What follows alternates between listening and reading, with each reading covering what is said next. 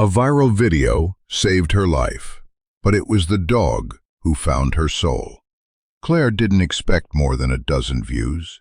She just posted the video because something about the way that dog stared through the shelter door stayed with her. But by morning, over 2 million people had seen it. The girl, her face barely peeking from a threadbare blanket, the man, silent and steady, and the dog, eyes fixed like a soldier's standing guard. The comments came in like rain. Who is she? How do we help? This broke me. And tucked in the middle of them, one quiet line from someone who'd seen too much. That dog doesn't look like he's waiting. He looks like he's remembering. It wasn't just a story about a child. It was about what happens when someone chooses to stay. The wind moved gently through Riverbend's Central Park, rustling the tender branches of birch and oak, as if the town itself was exhaling after a long winter. The pond, ringed with reeds and white pebbles, shimmered beneath the afternoon sun, and the grass wore a new shade of green, tentative but growing bold. Life was returning to the town in subtle ways, one sunbeam, one robin's trill at a time. Beneath an old sycamore tree, with bark as rough as old leather, Officer Nathan Cole sat on a bench worn smooth by seasons of watching. He looked, as he always did on his lunch break, like a man built more from silence than words. His navy blue uniform was unbuttoned at the collar, sleeves rolled back to the elbows, revealing forearms tanned and lined from years in service. On the concrete near his boots sat a plain metal lunchbox, dented, reliable, from which rose the faint aroma of turkey, mustard, and the tiniest hint of dill. Beside him, lying with the composed stillness of an old soldier, was Ranger, his canine partner, a 5-year-old German shepherd with black saddle markings, amber legs, and eyes that held too many truths to ever blink casually. Ranger's ears flicked now and then at the chirp of a distant bird, but mostly he lay still, resting, but never off duty. He was the kind of dog that made strangers pause, not because he looked fierce, but because he radiated the energy of something capable of both great protection and deep stillness. Nathan reached into the lunchbox and pulled out his sandwich, a thick cut between 2 slices of whole wheat, and without needing to look, broke it cleanly in half. One part for himself, the other would come later. "Don't say I never share," he murmured, a smile tugging briefly at the corner of his lips. Ranger's tail thumped once against the grass. It was a tradition, a quiet one between man and dog, a sacred exchange beneath the same tree, same bench, same hour each day. In a job full of chaos, this was their ritual of calm. The park was nearly empty. A few elderly couples walked slowly along the paved path, hands clasped loosely behind, humming some lullaby lost in the wind. Everything felt suspended, safe, like the world had chosen this corner to rest. Then came a sound, soft, hesitant, almost not a sound at all. "Can I eat with you?" Nathan turned his head. Standing no more than 15 feet away, half in shadow, was a girl, maybe 6, 7 years old, her frame thin enough to suggest she hadn't had a decent meal in days. Her dress had once been pink. Now it was faded, smudged with dirt, torn at the shoulder. The hem fluttered slightly in the breeze. Her legs were bare. So were her feet, skin pale and bruised at the knees. Her hair was dark, tangled into loose curls that hadn't seen a comb in weeks. But it was her eyes that pulled everything into silence.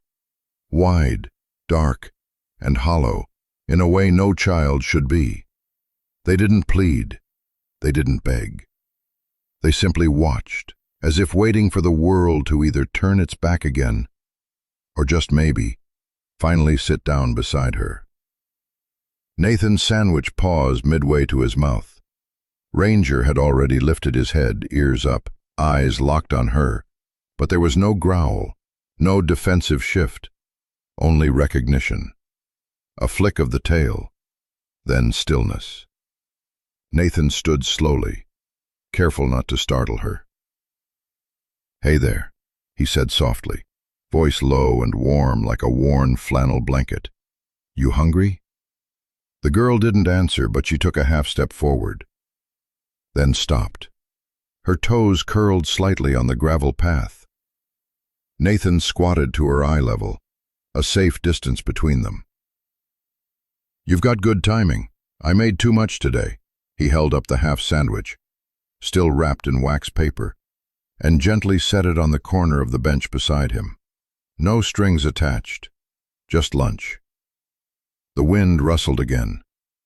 A single petal from a dogwood tree floated past them.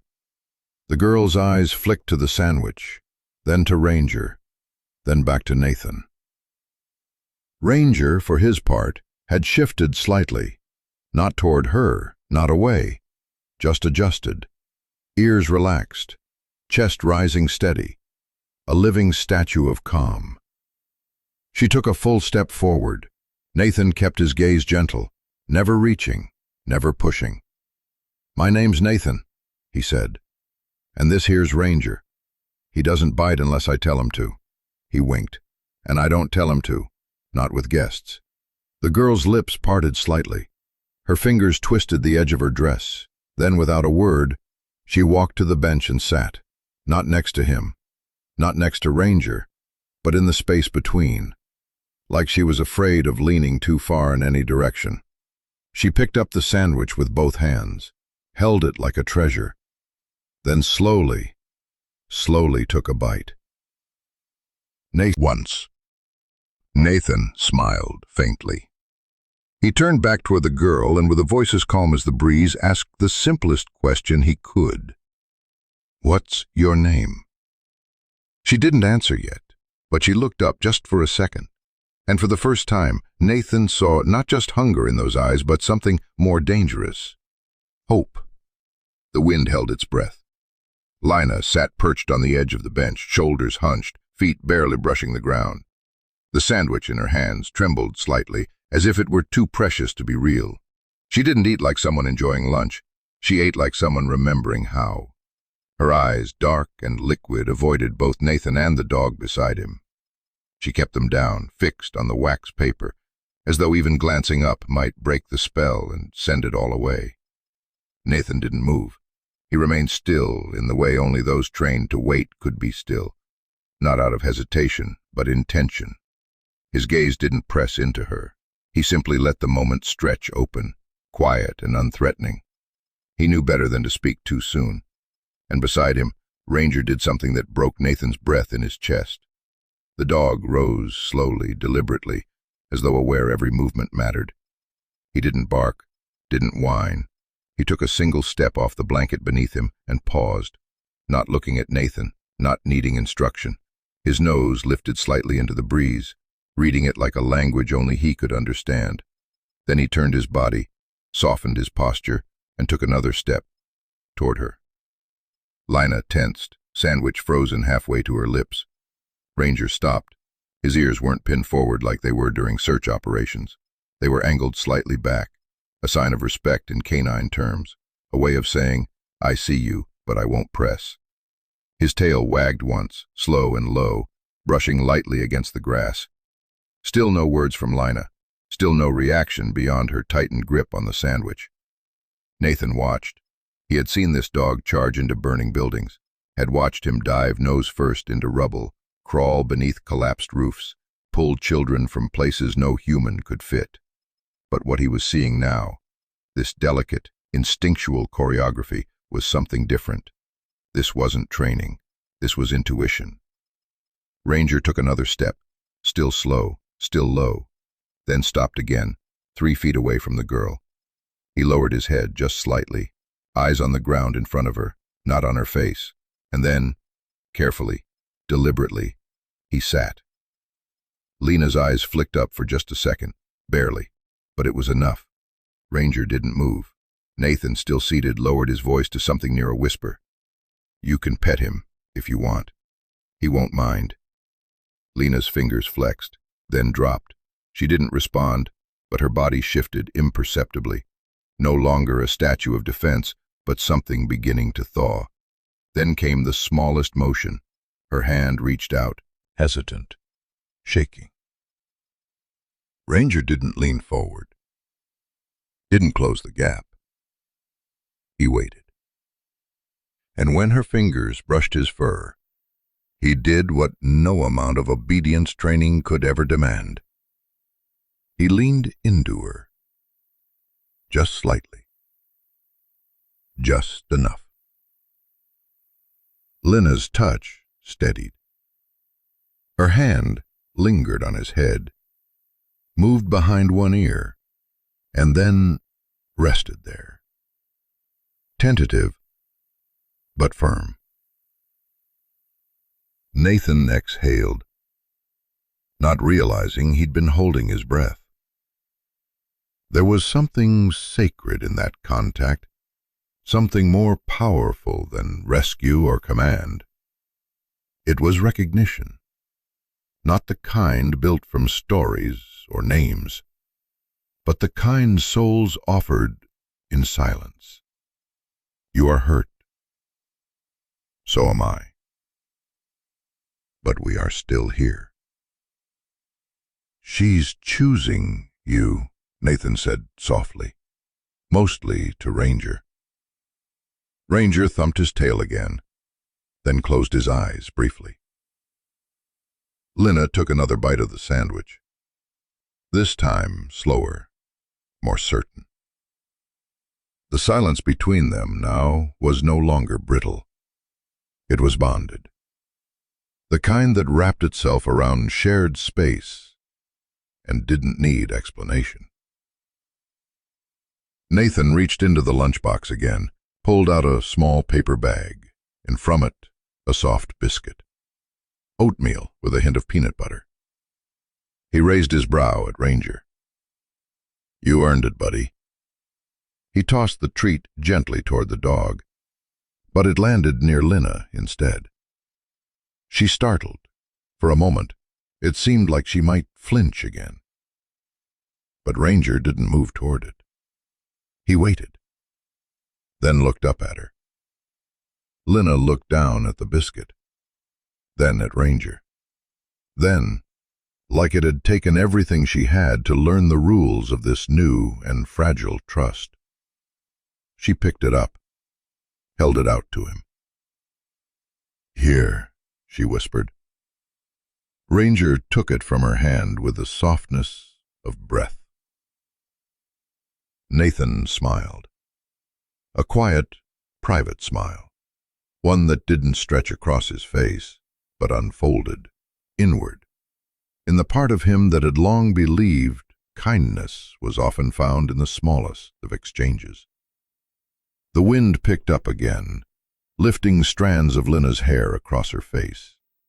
She brushed them back with her wrist, revealing the faintest smile. Not a grin, not yet, but enough. His name's Ranger, Nathan said. He's been with me since his second year of training. Back then he used to chew my boots. Lena looked at the dog. He doesn't look like he chews anything. Oh, he's refined now. Say it aloud. Lena didn't respond, but she didn't move away either. And beside her, Ranger pressed his body just slightly closer, as if to say, neither are you.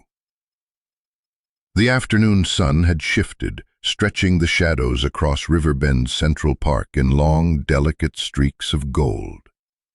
Light filtered through the trees in soft patterns, brushing the ground with warmth, but it wasn't just the season that felt like spring now. Something subtler, quieter, had begun to stir in the air. On a bench, tucked near the edge of the walking path, just far enough to go unnoticed but close enough to observe, Claire Jennings adjusted the strap of her worn leather bag and reached for her phone. She hadn't planned to record anything today. Writing had become harder lately, not for lack of words, but from a deeper fatigue, the kind that comes when the world feels too loud and kindness too rare. She came to this park for silence, to sit under the dogwood tree with its early blossoms, hoping the breeze might soften the thoughts she couldn't seem to shape into stories anymore. But now, her eyes were fixed on the scene unfolding under the sycamore. A police officer, a child, a dog. It wasn't unusual in itself. Parks always had their characters, but it was the way they existed together, as if no one else were watching, that caught her. The child, small, barefoot, dirt clinging to her legs, sat with the posture of someone taught to take up as little space as possible. Yet the officer hadn't backed away. And the dog had chosen her, not as a target, not as an intruder, but as someone to sit beside. Claire's thumb hesitated above the record button, heart thudding once. Then she tapped it. Her camera lens trembled for a moment, as if unsure of its role. But Claire steadied her hands and zoomed in slightly, careful not to intrude, only to witness. Not every story needed a headline. Some just needed to be remembered. Behind her, a soft cough broke the quiet. An older couple sat on another bench, a few yards down the gravel path. They were there every Tuesday and Friday, like clockwork, always at the same hour. Harold and Evelyn Aldridge. Theirs was the kind of presence that didn't call attention. They were part of the park itself, like the iron benches or the rustling maples. Evelyn wore a cardigan the color of faded lilacs, her white hair tied in a low knot. In her lap, a bag of breadcrumbs sat half open. She had stopped tossing them to the birds several minutes ago. "Harold," she whispered, elbowing her husband gently. His question didn't need an answer. They both knew. You could see it in the way the child sat, eating with reverence, shoulders still tight, shoes nowhere in sight. You didn't learn that posture unless you'd spent time sleeping cold. Harold shifted his weight, the newspaper sliding to the ground. "Remember what Jaime used to say?" he asked quietly. "Nathan doesn't speak unless it matters." Evelyn nodded. Her hand found Harold's on the bench, and she squeezed it softly. Her voice wavered. He was Jaime's partner, the one who pulled him out of that fire. A long pause hung between them. 5 years had passed since they buried their son, Officer Jaime Aldridge, age 30, killed in the line of duty while responding to a motel arson. Only one officer had come out of that blaze alive. Only one had carried Jaime's body through the smoke, his lungs burning, tears mixing with soot. That man now sat across the lawn, sharing his lunch with a child who looked like no one had said her name out loud in weeks. "I never blamed him," Evelyn whispered, her eyes welling. "Never once." Harold didn't answer. He simply leaned forward, elbows on his knees, watching the scene with the intensity of someone looking for something they'd lost, and maybe, just maybe, finding it again in a different form. Claire was still filming, now from a lower angle. She had knelt beside the bench, her phone resting against her bag. She wasn't thinking about algorithms or hashtags. She was thinking about how the officer had set the sandwich down without question, how the dog hadn't barked, how the girl had reached out like someone who wasn't sure if kindness would burn. Birds chirped softly overhead. A baby giggled in the far distance. But at the center of the park, time seemed to still itself around that bench, around that small moment of grace. Evelyn blinked, tears slipping past the corners of her eyes. "Harold," she said again, her voice a breath. "Look at the way that child leans toward the dog." Harold nodded once. He's guarding her, and she's letting him. Neither of them spoke after that. But something invisible shifted in the air, the way sunlight bends just slightly before sunset. A ripple of awareness moved through the park. A jogger slowed near the path, glancing toward the trio. A teenage boy riding past on a bike paused mid-pedal. No one said anything, But for reasons they couldn't quite explain, they stayed a little longer, looked a little deeper. Sometimes it doesn't take a siren or a speech to change the course of things. Sometimes it just takes a sandwich, a still dog, and a girl in a pink dress who finally didn't have to eat alone. The bench was still warm from the sun, but the shadows had begun to stretch longer across the grass. Over it. Nathan let the silence linger.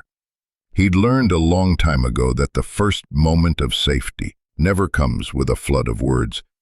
It comes in stillness, in not being rushed, in someone staying, even when they could have walked away.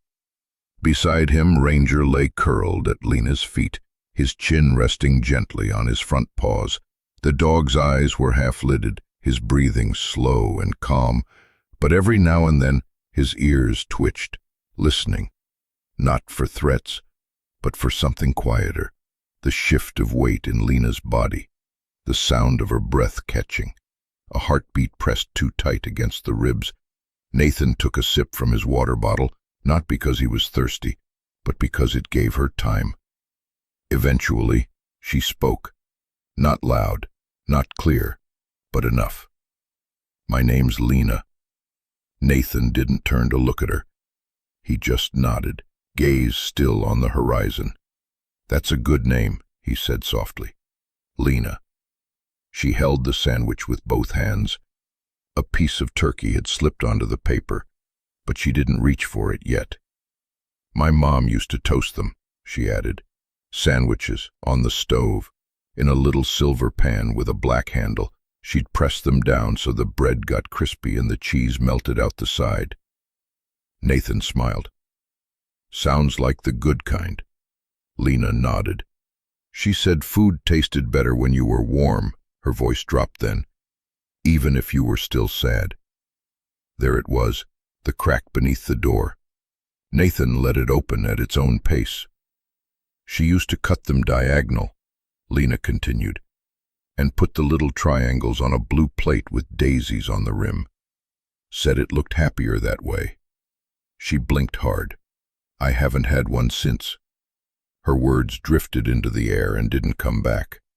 Nathan turned then, just slightly, enough that she knew she wasn't talking to a stranger.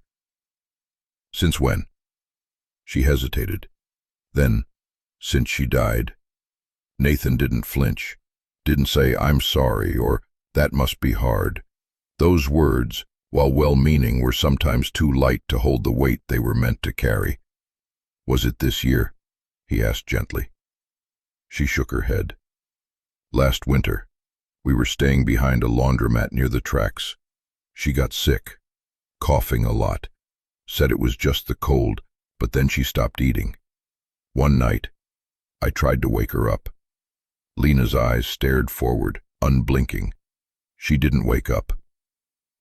Nathan breathed in slowly, letting the ache settle between them. "How long did you stay there?" "2 nights. I was afraid if I left, she'd think I didn't care."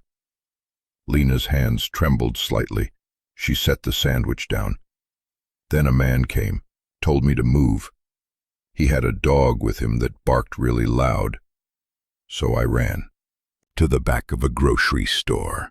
Slept behind the milk crates, then behind the gas station, then near the library. But the heaters blow hot air, out back sometimes. It's warmer there." "You've been sleeping outside?"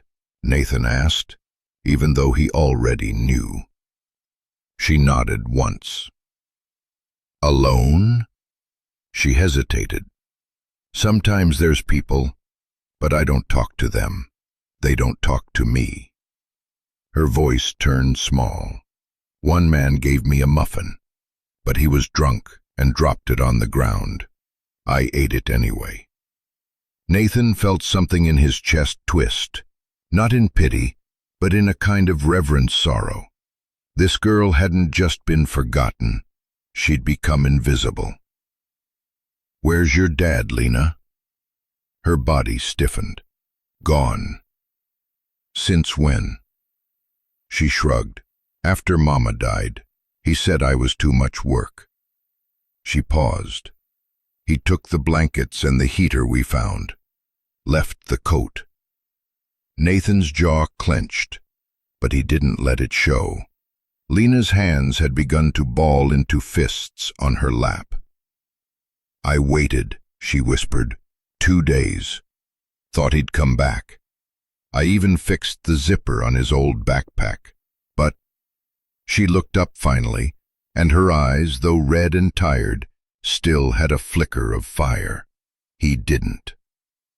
Ranger moved then, just a little closer.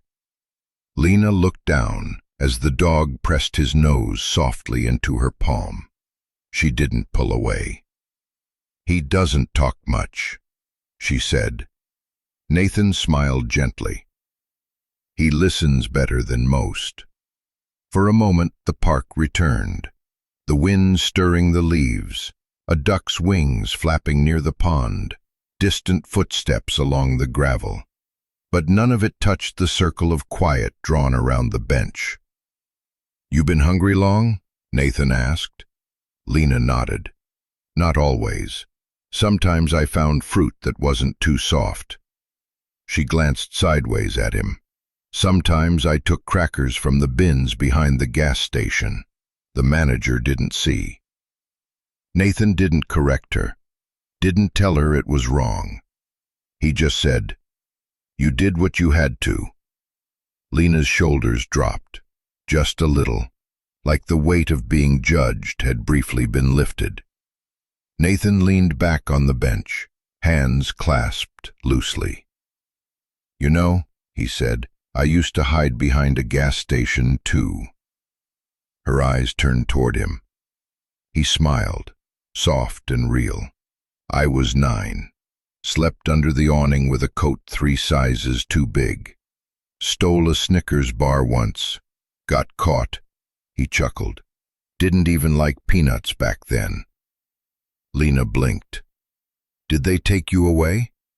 He shook his head. "Cop sat next to me instead." "What?" he said, handing it to her. "This one's for dinner. You hold on to it." Lena took it carefully, holding it close to her chest. "Thank you," she whispered. Nathan nodded, and Ranger lifted his head once more, watching her like a quiet guardian who had chosen his post and would not be moved. And in that soft spring silence, something unspoken passed between the 3 of them. Not yet family, not yet future, but no longer strangers. Just 3 souls, waiting to be seen, waiting to belong. The light had begun to change. It wasn't sunset yet, but that soft hour just before, when colors deepen and shadows stretch not with threat, but with memory. The park had quieted further. The stroller had rolled off down a side path. The joggers had passed. Even the wind had grown still, letting the trees hush into their own kind of reverence. Nathan didn't speak much after Lena finished her story. He didn't need to. Some silences are sacred, not because they hide pain, but because they honor the courage it takes to speak it aloud. Lena was leaning forward now, elbows on her knees, sandwich finished except for the crust, which sat folded in wax paper on her lap like a small folded gift. Her hair blew lightly across her face, but she didn't seem to notice. Her eyes, though dulled by weeks of exhaustion, weren't darting anymore. They had stilled, not entirely, but enough. And Ranger, the ever-listening sentinel at her feet, slowly rose from his rest. He didn't stretch or yawn. No dramatic gesture, just a slow, quiet adjustment, as if the shift in her breathing had called to something in him. Without being asked, without a word from Nathan, Ranger moved. He stepped forward once, then again. Then, in a movement that was both deliberate and full of understanding, he lowered himself beside her on the bench. Lena froze. She didn't back away, but she did go completely still, her eyes widening slightly as the dog's body pressed gently against her thigh. She looked down. Ranger didn't look at her, didn't nuzzle or demand. He simply lay there, side against her side, his weight warm and steady, his breathing slow and sure. His head rested across his front paws once more, a posture of full trust, full surrender, a wall, a guardian, a living, breathing line between her and everything that had ever hurt. Lena blinked.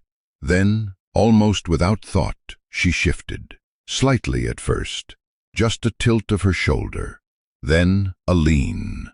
Her arm slipped downward, her weight followed, and before she seemed to fully register it, her body found a new shape, curved softly into Ranger's.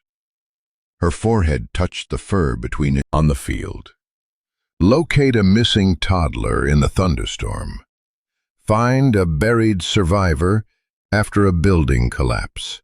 Even once intercept a man mid-flight through a window, with nothing more than a low growl and a perfect tackle. But this was different. This wasn't trained. It wasn't earned. It was given.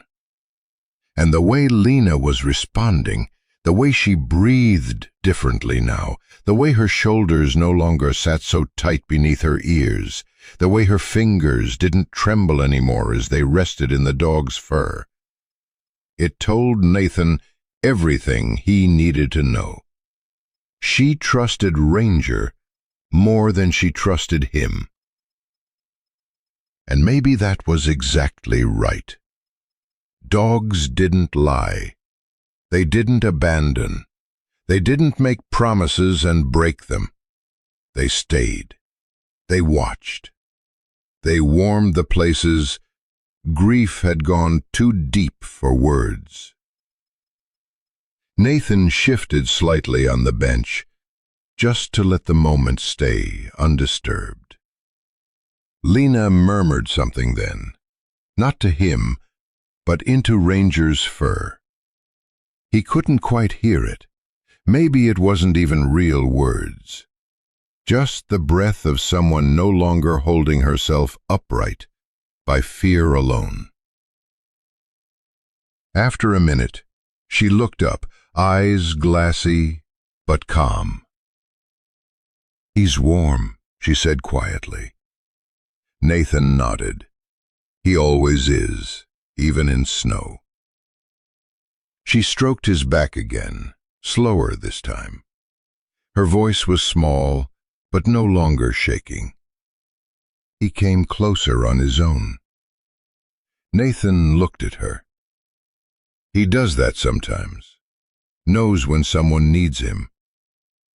Lena nodded. He knew before I did. She leaned in again, this time with intention, and rested her cheek against Ranger's shoulder.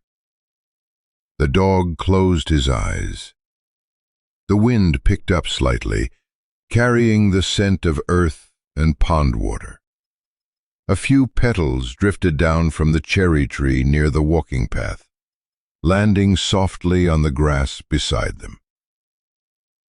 From across the park, Claire Jennings still sat beneath the dogwood. She hadn't stopped recording, not out of voyeurism, but reverence. Her lens didn't zoom. It didn't need to. She knew she was witnessing something few people ever saw. The exact moment a child who had forgotten how to belong found somewhere to rest. Nearby, Harold and Evelyn Aldridge watched too. Harold had taken Evelyn's hand again. Their bag of breadcrumbs remained untouched. "He never did that with anyone else," Evelyn said softly. "No," Harold agreed. "Only Jaime. And now, this girl." "Dogs don't leave, do they?" Nathan held her gaze a moment. "The good ones don't." She nodded, turning her face again into Ranger's fur. And in that quiet, sun-washed corner of the park, With no ceremony or promise spoken aloud, a bond formed, not forged by blood or law, but by presence. A man who knew what it meant to be abandoned, a dog who understood grief without needing to name it, and a girl who for the first time in too long let herself lean. Claire Jennings didn't sleep much that night. She wasn't sure if it was the breeze through her cracked window or the way the image of that little girl curled against the German shepherd kept tugging at her chest, but something wouldn't let her rest. Back in her apartment above the bookstore on Maple Street, Claire sat cross-legged on her couch, laptop open, tea gone cold beside her. Her fingers hovered above the keyboard, then pulled back, hovered again, then moved slowly, like they were typing something too delicate to rush. She uploaded the video just before midnight. No caption, just 3 words in lowercase. Someone saw her. She didn't tag anyone, didn't add music, didn't even watermark it. Claire wasn't interested in going viral. She just couldn't shake the thought that someone, somewhere, needed to witness what she had. A moment of silent rescue.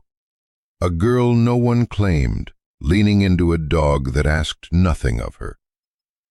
Then she closed her laptop, left the tea on the table, and let herself drift off to sleep, wrapped in the first quiet she'd felt in weeks.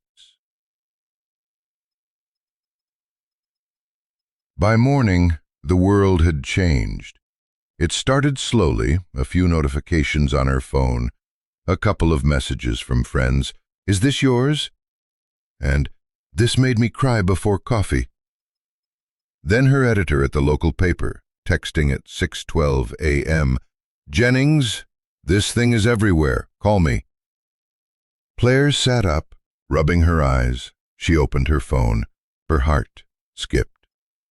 The video had 18,000 views. She blinked, refreshed. 25,400. Comments were piling in faster than she could read. "I haven't cried like this in years. Where can we send help? That dog is an angel in fur. Someone please tell me she's safe. We need more officers like him. I was that girl once. Thank you for seeing her." Claire scrolled slowly, overwhelmed. Then her screen flashed. Video shared by Hearts and Hearths Foundation. Video reposted by Canine Rescue Alliance.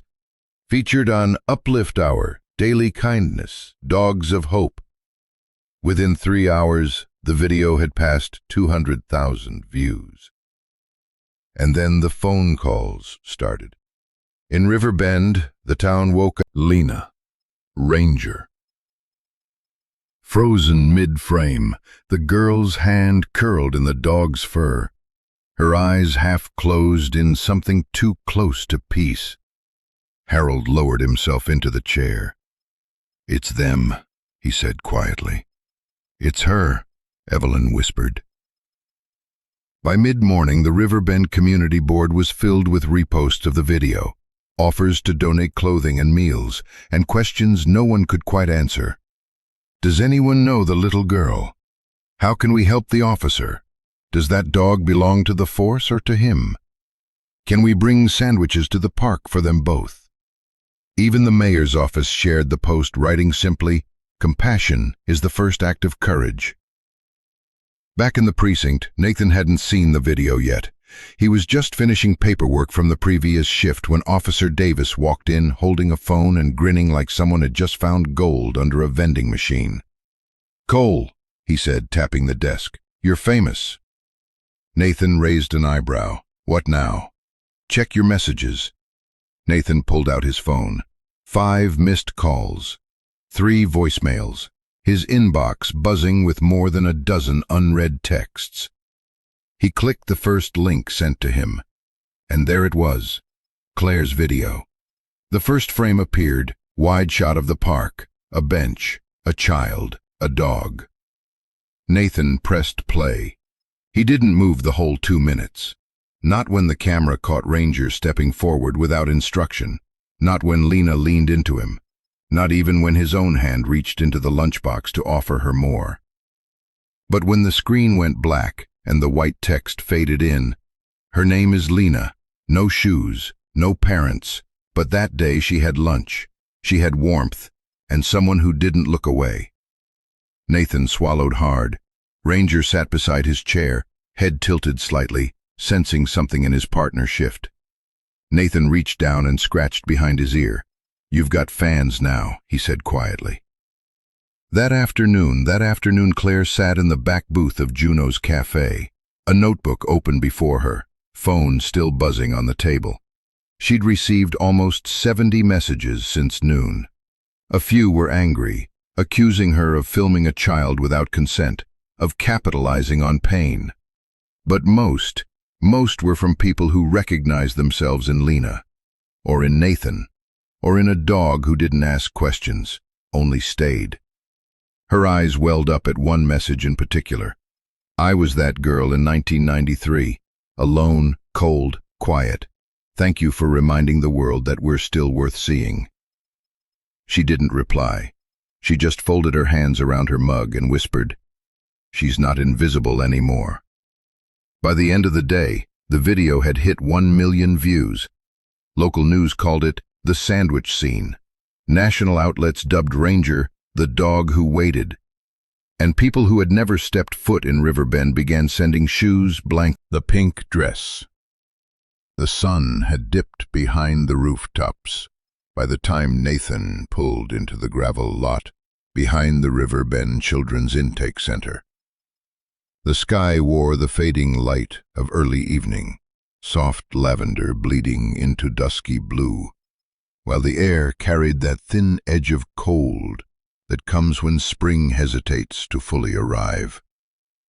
Lena sat in the passenger seat of the cruiser, tucked into the fleece blanket Nathan had handed her when they left the park. It was gray, frayed a little at the corners but warm, lined with soft flannel that held the faint scent of cedar and something like laundry soap and dog fur. She hadn't said much during the drive. She hadn't cried either. Her eyes had just fixed on the window, watching the houses pass like shadows she couldn't touch. Nathan hadn't spoken either. Not because he didn't have words, but because none of them seemed right. There was nothing gentle about walking a child into a building where the walls were lined with files and case numbers and well-meaning strangers who changed shifts every 8 hours. He parked near the back entrance. The center itself looked like what it had once been, a public library turned residential stopgap.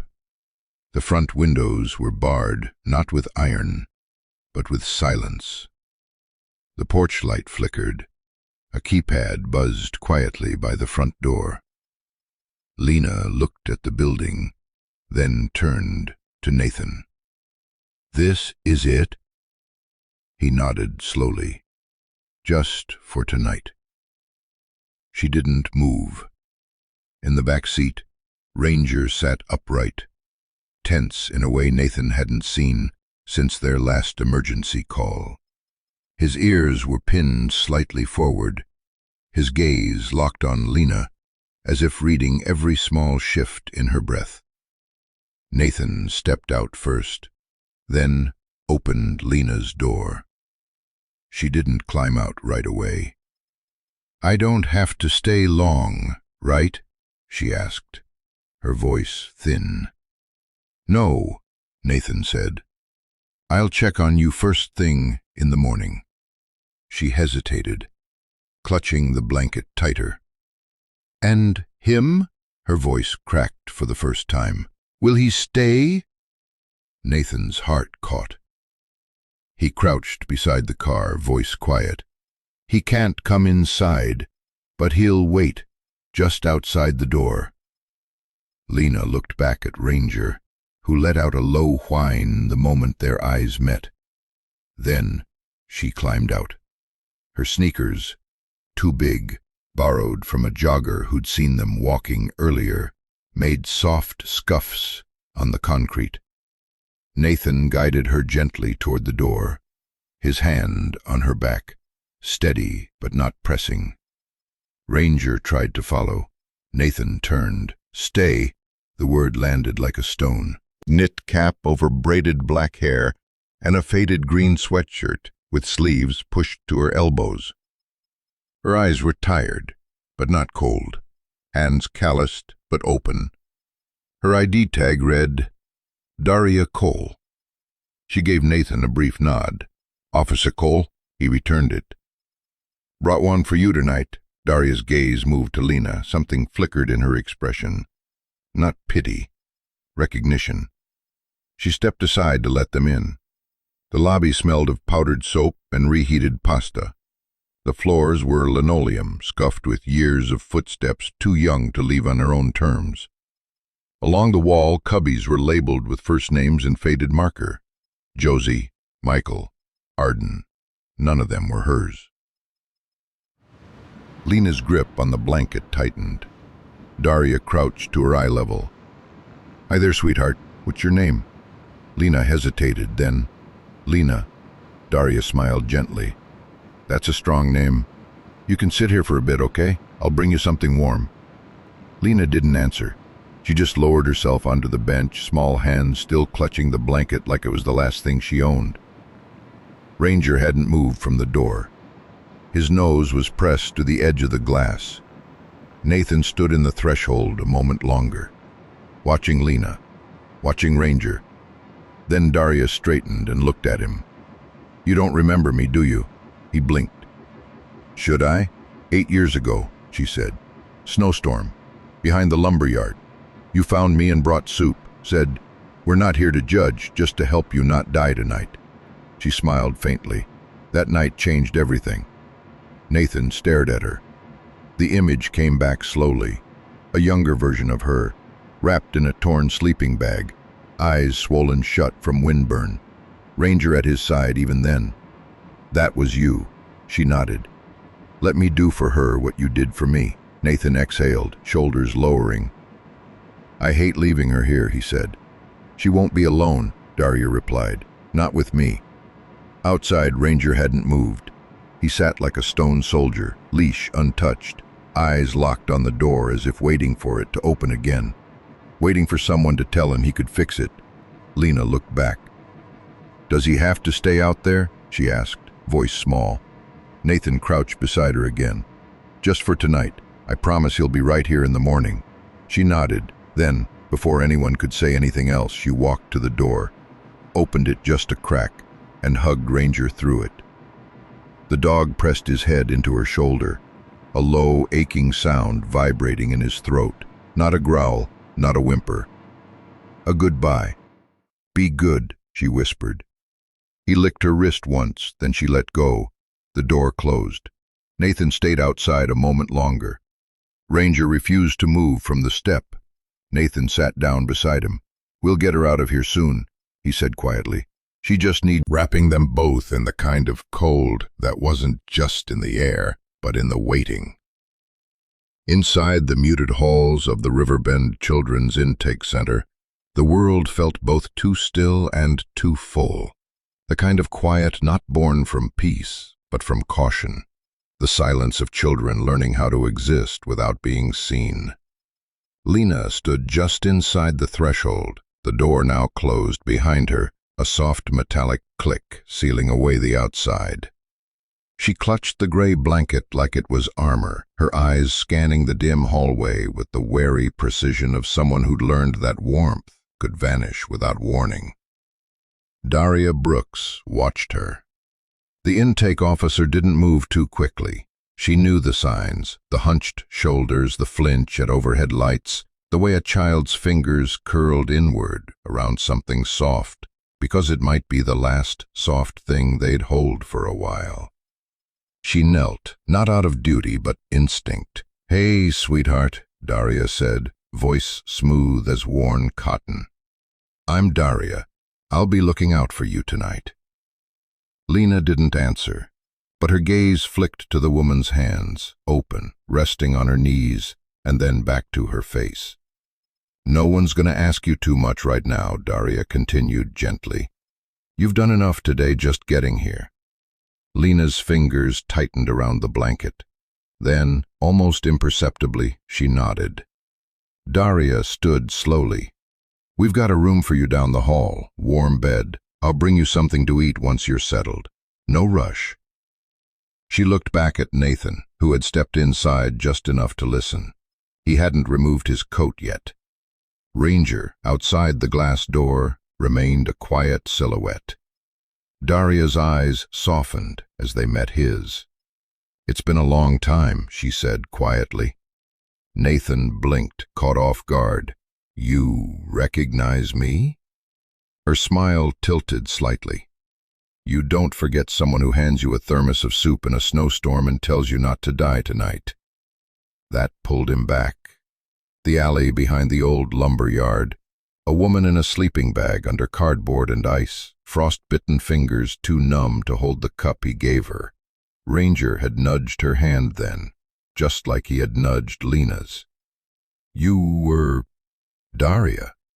I was barely Daria then, she replied, eyes glinting with a memory that didn't hurt the way it used to. But yeah, you and that dog, you didn't just save my life. You saw me, like I mattered. Nathan's voice was quiet. I didn't know you ended up here. She looked around the intake center, at the yellowed walls and bulletin boards filled with construction paper hearts and safety rules. Place like this saved me too. After I cleaned up, I knew where I was meant to be. Lena was still standing near the door, watching the exchange, not speaking, just absorbing. She's afraid, Nathan said softly. Between them. Not awkward, just weighty.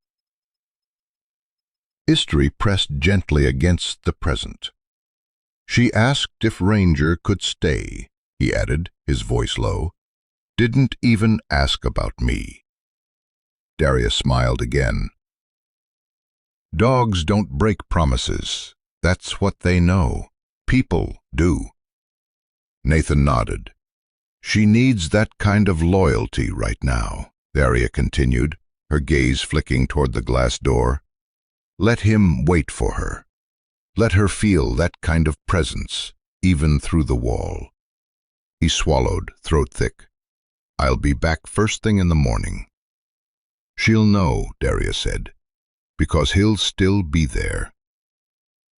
She guided Lena down the hallway, not with a hand on her back, but by walking just a step ahead, slow and steady.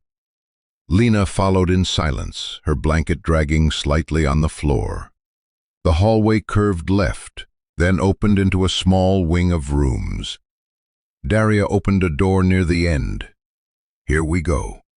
The room was simple, a twin bed with a blue patchwork quilt, a dresser with mismatched knobs, a small shelf lined with picture books that still smelled faintly of crayon wax.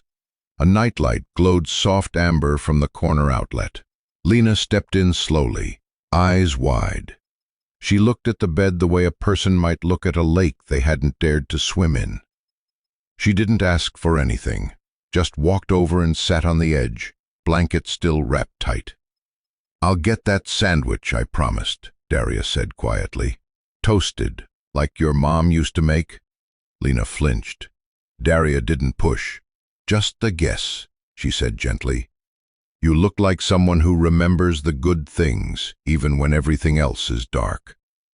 Lena's voice came like a breath. She made it with cheese and apple slices. Then that's what you'll get. Daria backed away slowly. At the door, she paused.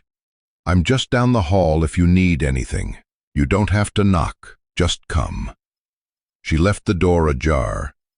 Lena sat in the glow of the nightlight, eyes fixed, not on the bed or the books, but on the closed window.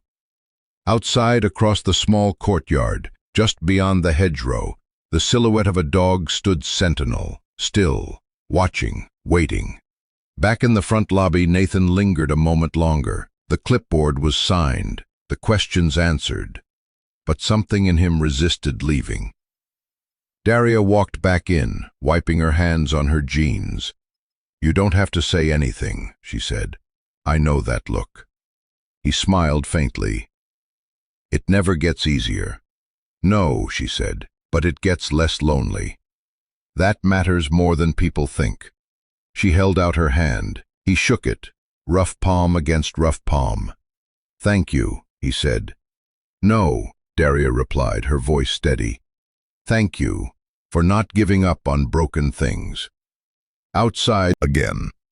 And inside, in a quiet room lit by a borrowed nightlight, a little girl finally lay down. She didn't sleep, but for the first time in weeks, she closed her eyes without needing to keep one open. The sky over Riverbend was the color of wet ash, holding on to the last scraps of winter. By midnight, the wind had begun to bite, not with fury, but with the quiet persistence of something that had forgotten how to be kind. Ranger didn't move. He had taken up position just outside the glass doors of the intake center, his body curled but alert, facing the hallway that led to the room where Lena had disappeared. His breath fogged the lower half of the pane, a rhythm of devotion etched into condensation. His ears stayed up, his eyes fixed on the shadows beyond the door, as if waiting for even the softest footstep. Nathan sat beside him on the concrete step, hands tucked under his arms. He hadn't meant to stay this long, but when he'd gotten up to leave, back to the cruiser, to protocol, to the necessary letting go, Ranger had refused. A low whine, then a stare, then a slow return to the threshold, his body settling into vigil without instruction. So Nathan stayed too. He tugged his jacket tighter around his shoulders, his breath leaving quiet clouds in the dark. The gravel beneath them crunched when he shifted, but Ranger remained still, only his nose twitching, scenting a world just beyond glass and drywall. There was something sacred in it, something unteachable. Nathan leaned back against the stone column behind him. "You're not going to let her feel alone tonight, are you?" Ranger didn't look away from the door. He didn't need to answer. The world was mostly asleep, but not all of it. Around 2 a.m., a jogger came by, sweater hood pulled tight, earbuds in. She slowed when she saw the shape of the German shepherd at the intake center doors, then the man sitting beside him, arms crossed, eyes open. She hesitated. Nathan looked up. She pulled out one earbud. "Everything okay?" she asked softly. Nathan nodded once. "He's waiting for a little girl inside. Just making sure she knows he didn't leave." The jogger's face shifted. Something softened in her eyes, like a memory had been stirred. She gave a short nod, then jogged off without another word. But 20 minutes later, she returned, with a paper cup in one hand, steam curling from the lid. "Coffee," she said. "For whoever's doing something good." Nathan took it with a quiet thank you. She gave Ranger a glance, then turned and ran again, into the dark. By morning, others noticed. The receptionist at the dental office across the street snapped a photo from the window, captioned, "He's been..." Skateboard dropped off 2 muffins in a brown paper bag. He didn't say anything, just slid them across the sidewalk, whistled awkwardly, and rode off again. Ranger still hadn't moved, even when the sun climbed higher, warming the edges of the frost, even when the glass doors opened briefly for a janitor and closed again. He stayed, eyes fixed, steady, loyal. Inside the center, Lena stirred. She had barely slept. But at some point, during the gray edge of dawn, she had risen from the bed and padded barefoot to the window. Her blanket dragged behind her like a tired flag. She peered through the slats of the blind and saw him. Her fingers curled against the windowsill, too small for the weight of emotion she didn't yet know how to name. But it was there. Ranger's ears perked up, even from that distance. He didn't see her, but somehow he knew. Nathan stood and stretched, knees stiff. Ranger rose too, joints slow but steady. The door hadn't opened. Lena hadn't appeared, but still they stayed. Not because they had to, but because sometimes the only way to show someone they aren't disposable is simply to refuse to leave. And by mid-morning the entire town had quietly learned that truth, through a dog with frost on his fur and a man who didn't go home. The heater in the truck rattled softly, blowing stale warmth into the cab. Nathan sat in the driver's seat, still parked beneath the bare-limbed sycamore outside the intake center. Morning traffic had begun its slow hum down the street, but he hadn't started the engine. Ranger lay curled in the passenger seat, head resting on his front paws. He was tired, bone-tired, but he'd never complain. Nathan reached over, letting his hand rest gently behind Ranger's ears. The dog didn't stir, but a quiet sigh slipped from his chest. The glove box creaked open under Nathan's fingers. He wasn't sure why he reached for it. Maybe something had been waiting to rise, and this was its moment. He pushed aside a crumpled map, a worn field report, and a pack of mints long expired, until his fingers landed on a weathered envelope. No address, just a smudge of oil and time. Inside was a photo, creased and faded, but still whole. He slid it into his palm and leaned back. A boy stared back at him, barefoot, skinny, with a scrape on one cheek and a stubborn slant to his jaw. 9 years old, if memory served. His shirt was 3 sizes too big. One arm hung stiff at his side, wrapped in paper. He hadn't eaten in 3 days. The hunger was a dull ache by then, more ghost than pain. He'd slept beneath the metal bleachers at the community field, curled inside a deflated soccer banner, waking every hour at the sound of passing footsteps or car doors. He didn't cry anymore. That had stopped around week 2.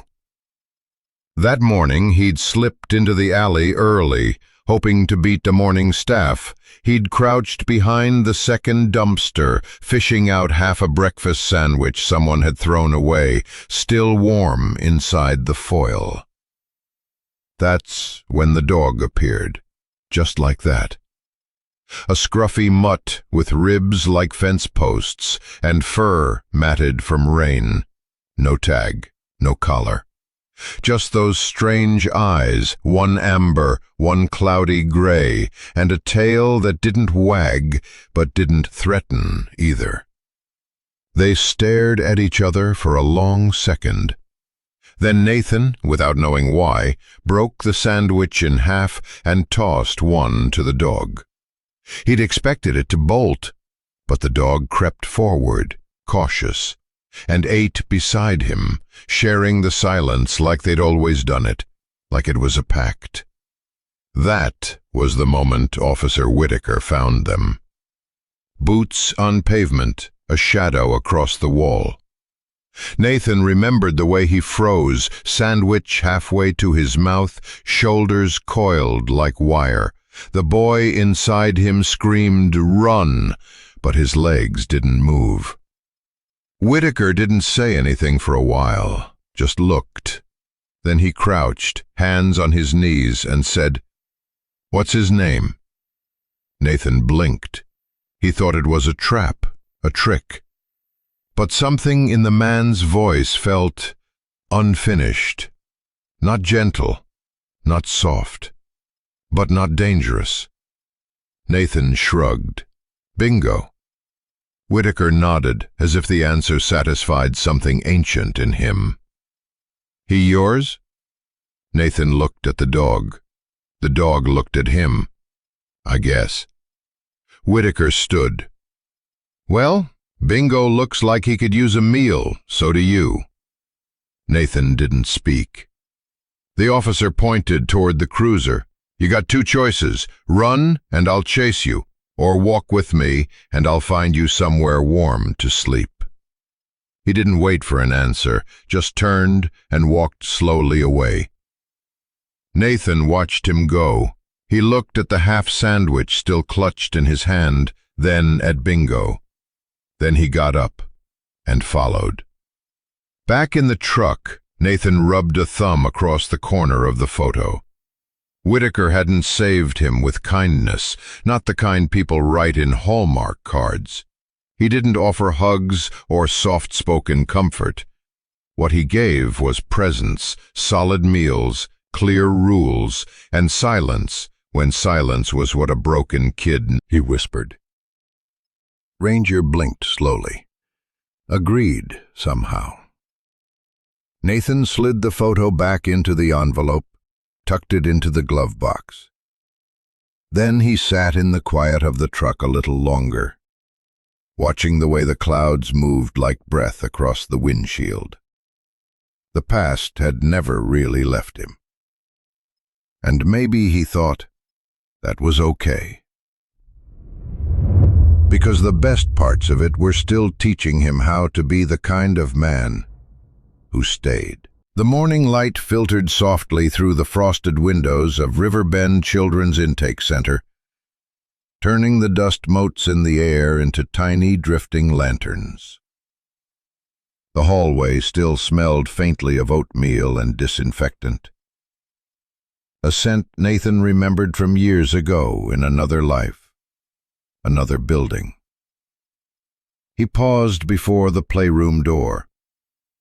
Inside, Lena sat cross-legged on a faded rug, tracing circles into Ranger's thick fur with one finger. The dog lay beside her like a sentinel made of warmth, unmoving except for the occasional slow blink or twitch of an ear. She was talking to him in whispers. Nathan smiled, not stepping in just yet. He watched the way her lips moved with care, as if she was afraid louder words might make everything vanish. She still wore the oversized hoodie the staff had given her, the sleeves swallowing her hands. But she no longer looked as small. She looked like someone beginning to belong somewhere. He knocked gently. Lena turned her head, startled, then relaxed when she saw it was him. She gave a shy wave. Ranger lifted his head and gave a quiet huff. Nathan stepped inside. "Hey there," he said softly, crouching beside her. "I hear you've got Ranger wrapped around your little finger." Lena smiled, small and fleeting. "He doesn't mind." "I bet he doesn't," Nathan chuckled. "He's a sucker for girls who share their snacks." Lena looked down. "I didn't have any today." Nathan reached into his coat pocket and pulled out something wrapped in wax paper. "Good thing I brought one." He handed it to her, a toasted sandwich, still faintly warm. The crusts had been cut off. Lena blinked at it, then at him. "It's peanut butter and honey," he explained. "The fancy kind. Ranger approves." She took it with both hands, careful as if it were a fragile gift. "My mom used to make grilled ones." Nathan nodded. "Mine too. I burned my tongue on a lot of them." She bit into the sandwich, chewing slowly. After a few minutes, studied him as if trying to match his face to the story. "But you're big." He smiled softly. "I wasn't always. I was little, like you." Her lips parted, then closed. For a long time she didn't say anything. Ranger pressed closer to her side, sensing the air change. Then she whispered, "Did anyone find you?" He looked her straight in the eye. "Yes, a man named Officer Whitaker and a dog named Bingo." Lena's brow furrowed. "Bingo? Strange name, right?" Nathan chuckled. He had weird ears and one eye that didn't quite work. "But he stuck with me, just like Ranger's sticking with you." Lena looked down at the dog beside her, then back up. "Did you ever get not scared?" Nathan considered the question carefully. "I still get scared sometimes," he said honestly. "But I learned that being scared doesn't mean you're not brave. It just means you have something you care about, like staying warm, or making sure someone else is okay." Lena didn't respond for a moment. Then very quietly she said, "I thought grown-ups didn't know." He leaned in gently. "Didn't know what?" She swallowed. "What it feels like to not matter." Nathan's throat tightened. He reached out, resting a hand softly on the floor near hers, not touching, just there. A presence, not a push. "Lena," he said, his voice steady but tender, "you matter more than you know." Her lips trembled. Then she looked away, blinking hard. "I used to think if I just stayed quiet, people wouldn't get mad or leave." He nodded. "I thought that too. And if I smiled too much, they'd say I was faking. But if I cried, they said I was being selfish." A beat of silence. Then she added, barely audible, "So I stopped talking." Nathan looked at her, not with pity, but with something deeper. Recognition. "And now?" he asked softly. She shrugged. "Now, Ranger listens." Nathan smiled. "He's good at that." Then, almost as if the words had been hiding, she said, "I didn't think grown-ups could be like me." That stopped him. The way she said it wasn't just wonder, it was awe, as if some part of her long believed adulthood was a place where pain disappeared, or worse, was forgotten. But seeing Nathan, hearing his story, had bridged something. He didn't answer right away. Instead, he reached into his coat pocket and pulled out the old photo, creased, familiar. He held it out. "That's me," he said, "and that's Bingo." Lena took the photo carefully, eyes wide, clinging low, like fog. Nathan stood at the base of the old brick building, phone in hand, thumb hesitating over the screen. It had been a long night, a longer week, and the weight on his chest hadn't eased since the door of the Riverbend Children's Center had closed behind Lena. Her voice still echoed in his mind, small, raw, trembling. Will he stay? And now he was the one asking that question. Only this time, it wasn't about the dog. It was about himself. He scrolled to a name in his contacts that hadn't been dialed in too long. Whitaker, home. He stared at it, as if unsure whether the man would still sound the same. Then, with a breath, he pressed call. 2 rings. 3. Then a gravel, deep voice answered, half surprised, half amused. "Well, hell, I thought this number was just for decoration now." Nathan exhaled a laugh through his nose. "Hey, Judge." "No one's called me that off duty in a while. What's going on, son?" The word son still landed like a soft knock on a locked door. Nathan never quite knew how to open it. He turned away from the courthouse and sat on the edge of a low stone planter. Ranger, lying at his feet, lifted his head as if he, too, was listening. "There's this girl," Nathan began quietly. "Lena, She's small, too small for the life she's had. The other end of the line was silent for a beat. Where'd you find her? In the park. She came up while I was eating lunch. No shoes, dirty dress. Asked if she could eat with me. Whitaker made a sound, part sigh, part acknowledgement. And you said yes. Didn't even think. You never do when it counts most, the older man said. That's how I knew you'd grow up right. Nathan rubbed the back of his neck.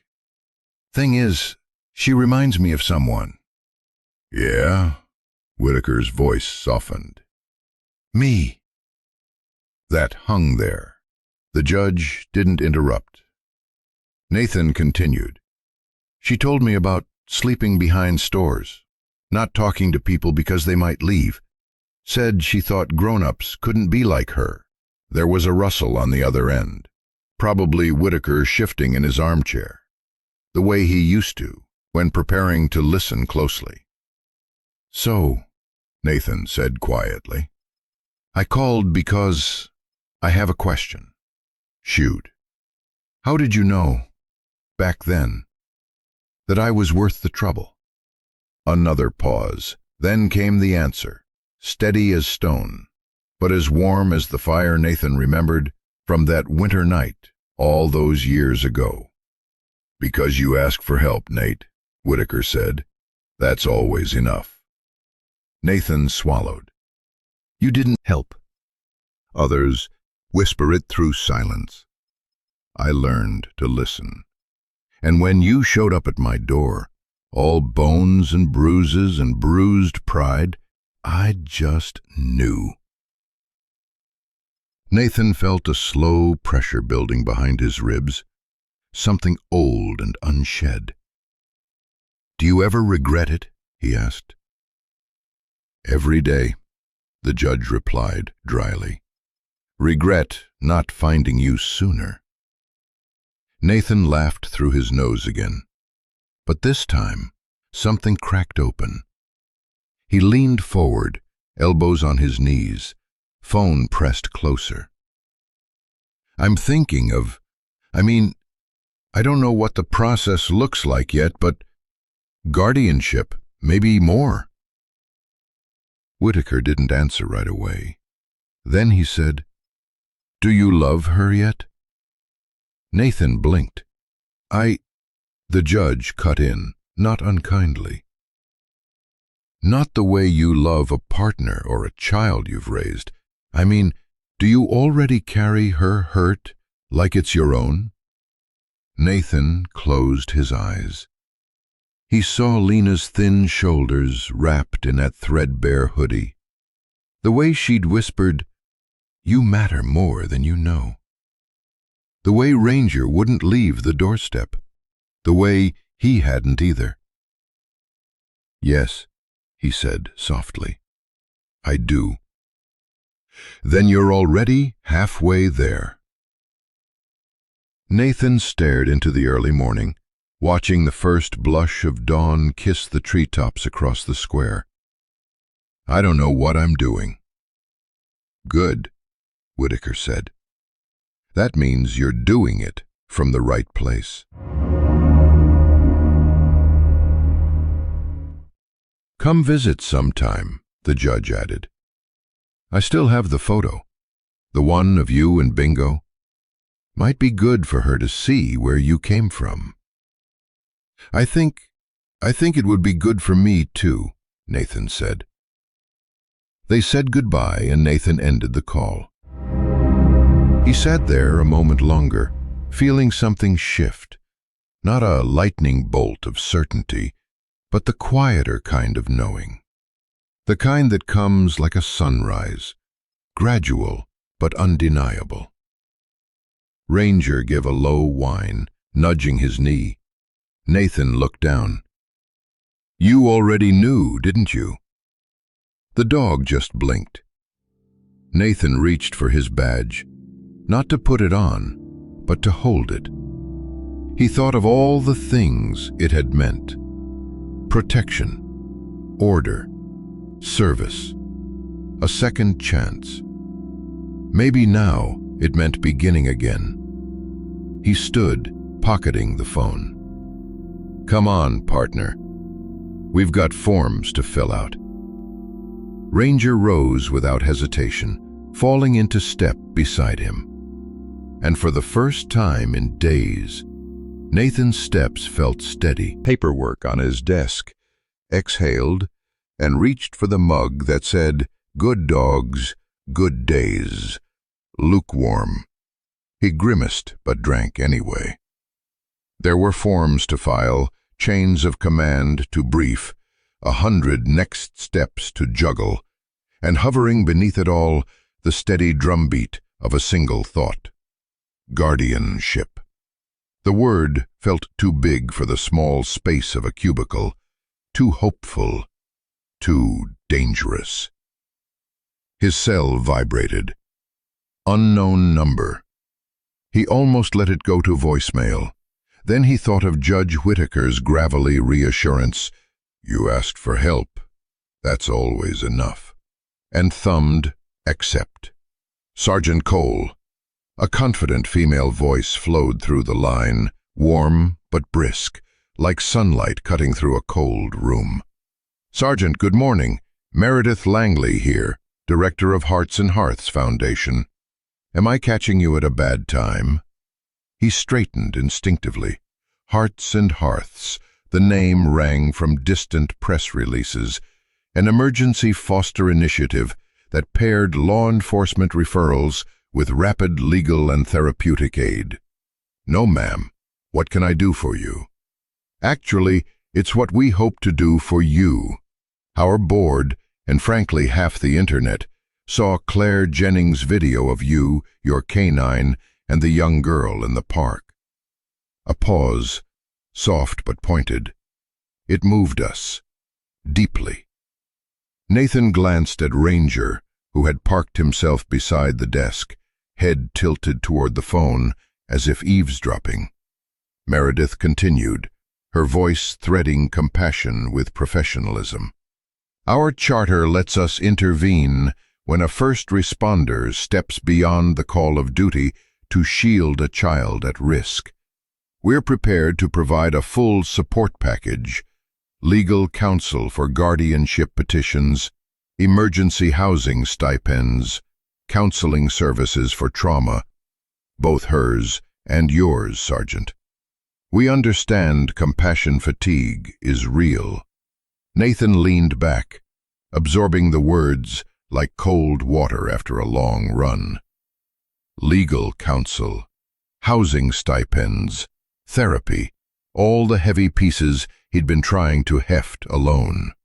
"That's generous," he managed. "But the process is complicated. She has no documents, no confirmed next of kin. I'm still untangling jurisdiction with child services." "Our attorneys specialize in precisely that tangle," Meredith replied. "Fast-track petitions, emergency kin-in-kind placements, background waivers for undocumented minors. Let us take the procedural weight while you carry the human one." The bullpen noise receded. Nathan's pulse filled the gap. He pictured Lena's wary smile, Ranger's vigil on the concrete step, the frost in the dog's fur at dawn. "Why, we'd like to deploy them through you." Nathan closed his eyes a moment, steadying the rush behind his ribs. "What would you need from me?" "Consent, partner. Signatures on initial paperwork, and your willingness to let us assign a family services liaison. Someone who'll walk you through fingerprints, home assessments, trauma-informed parenting workshops. Think of it as a team, not a takeover." His mind flicked to the small bungalow he still called home.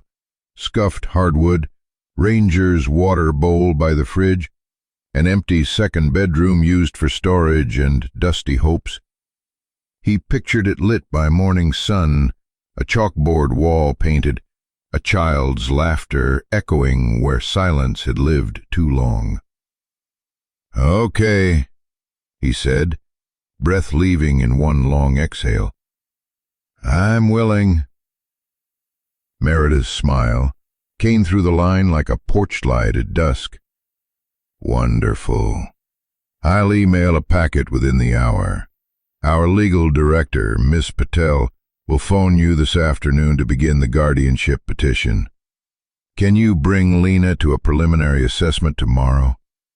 Our therapist works out of a child-friendly clinic on Willow Street." "I'll make it happen." "One more thing, Sergeant," Meredith added, voice softening. "You did something rare. You stayed. Hearts and Hearths only works because people like you remind us why we should." Nathan felt heat prick behind his eyes. He cleared his throat. "Thank you, Ms. Langley." "It's Meredith. And thank you. Talk soon." The call ended. For a heartbeat, he just sat, phone resting on his thigh, pulse ticking in his ears. Then a rough tongue licked his free hand. Ranger's brown eyes searched his face with quiet inquiry. Nathan laughed under his breath. "Looks like we've got allies, buddy." The dog's tail thumped once against the floor, soft but decisive, like a gavel striking wood. Nathan reached for a blank notepad, scribbled 1. Meredith email, guardianship packet, and 2. Bring Lena to clinic, 10 a.m. He paused, then wrote a third bullet in bigger letters. 3. Tell Lena she's not alone. Across the bullpen, Officer Davis leaned over a cubicle wall, eyebrow raised. "You look like someone just handed you the keys to the city." "Better," Nathan replied, slipping the phone into his pocket. "They handed me a map." He stood, Ranger rising with him, and felt the invisible machinery of hope click into motion. Paperwork and protocols, yes, but also doors opening where walls had been. Maybe this time the rescue would finish what it started. Nathan headed for the brand new pair of pink sneakers. Simple canvas with tiny glittering stars sewn into the sides. Not flashy, not expensive, but chosen with care. The kind of shoes a little girl might pick for herself if someone gave her a say. Dispatcher Millie found it first. She held it like a relic, her fingers grazing the cardboard like it might tell her who had cared enough to bring it. By 9 a.m. the front counter was crowded with more socks, coloring books, teddy bears, toothbrushes, handwritten cards with words like, "You are loved and you matter." Nathan walked in mid-morning, Ranger at his side, and froze at the sight. He blinked. Did someone rob a toy store? Millie looked up, smiling behind misty eyes. "I think you and that little girl cracked something open in this town, Sergeant." Nathan lowered his voice. "How many?" 27 packages. And that's just this morning. Local bakery just called. They're sending over fresh bread and soup. Said, it's not charity, just comfort, one bite at a time.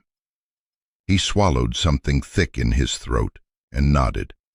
Out in the parking lot, a small group of teenagers from the high school's volunteer club had gathered by the sidewalk, holding a banner they'd made with paint-stained hands. "Welcome, Lena. This town sees you."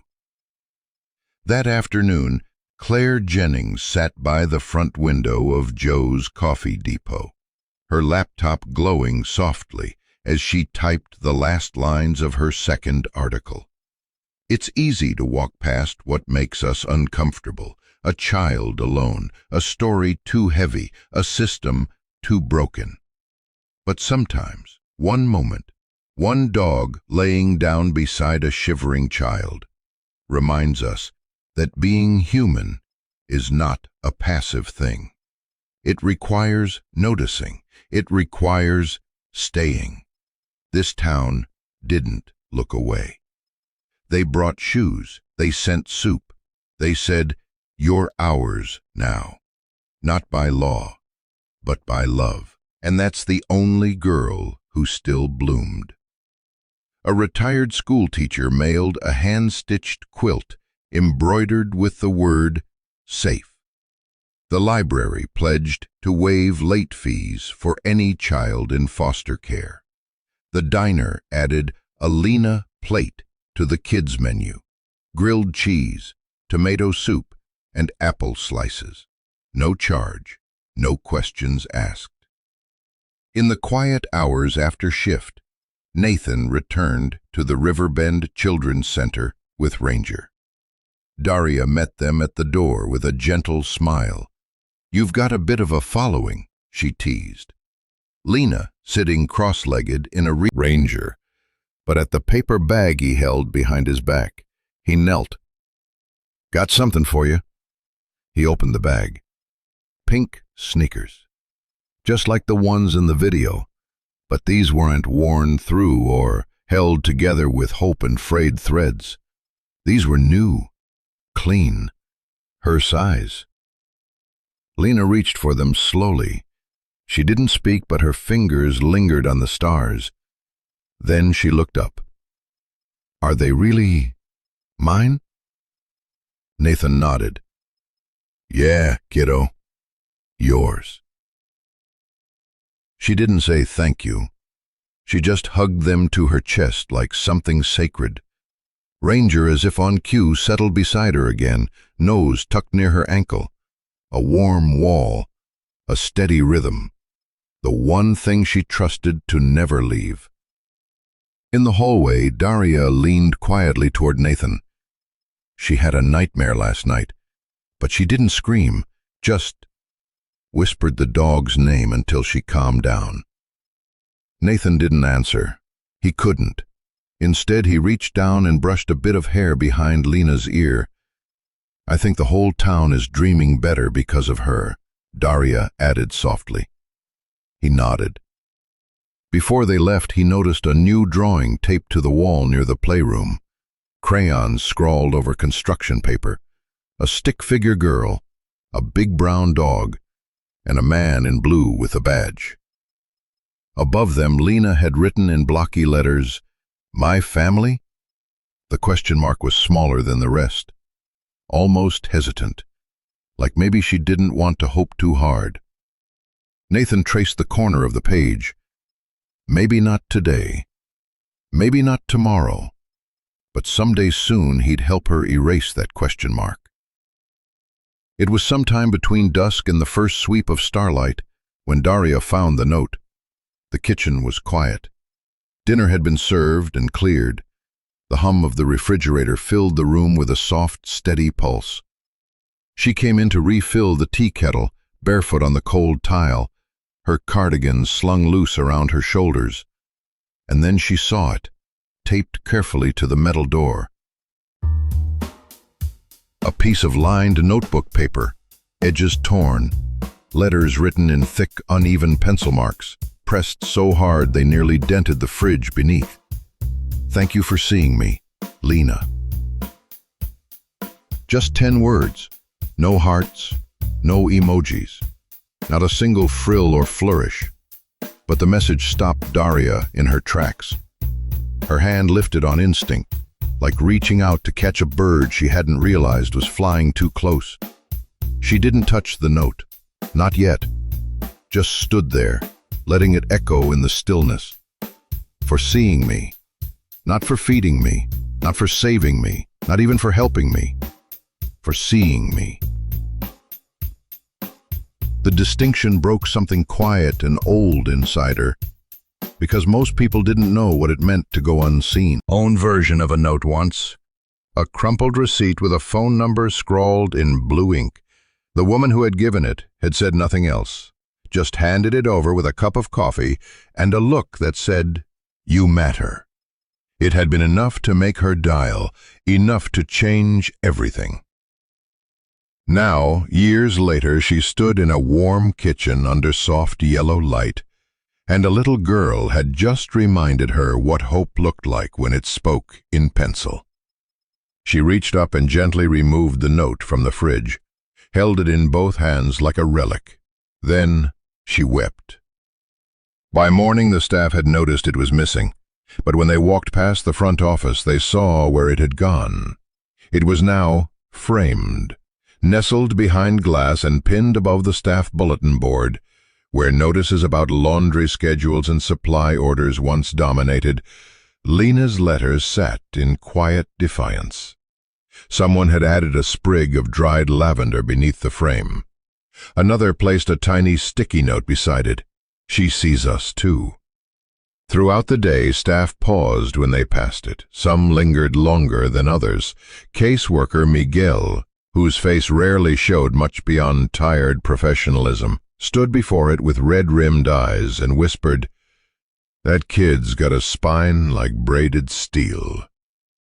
Janine, the custodian who brought in cookies every other Friday, reached up to adjust the frame so it wouldn't tilt. "She's gonna make it," she murmured. "She already is," someone replied behind her. Lena didn't know the stir her note had caused. Not yet. She was sitting on the back steps of the intake center, her knees tucked to her chest, Ranger curled beside her like a silent sentinel. The sun had started its golden descent, painting the field behind the building in warm amber and dusty violet. She picked at the threads on the hem of her borrowed jeans, glancing sideways every now and then toward the dog. "Do you think he read it?" she asked softly. Ranger didn't answer, of course, but he rested his head gently across her foot like an anchor. "I didn't know what else to say. That seemed right." She paused. "No one's ever really looked at me like he did. Or you." She lowered her voice further, almost a whisper. "Like I'm not broken." Ranger exhaled through his nose and let out a low, contented rumble, his version of a lullaby. Behind them, inside the building, Daria stood at the window and watched. Her hand rested over her heart, and her lips formed a silent promise. She will never be unseen again. That evening, Nathan returned with another wrapped sandwich and a box of juice. He didn't say much, just handed them to Lena and gave Ranger a scratch behind the ears. But before he left, Lena stopped him. "Did you see my note?" He looked confused for a moment. "The one on the fridge?" She nodded. A quiet smile spread across his face. "Yeah, matters just to be noticed." "Your note? That was brave. It reminded all of us." She looked down. "It didn't feel brave." He shook his head. "The bravest things never do." For a moment, neither spoke. Then, very softly, Lena asked, "Will you still see me tomorrow?" Nathan placed a hand over his heart.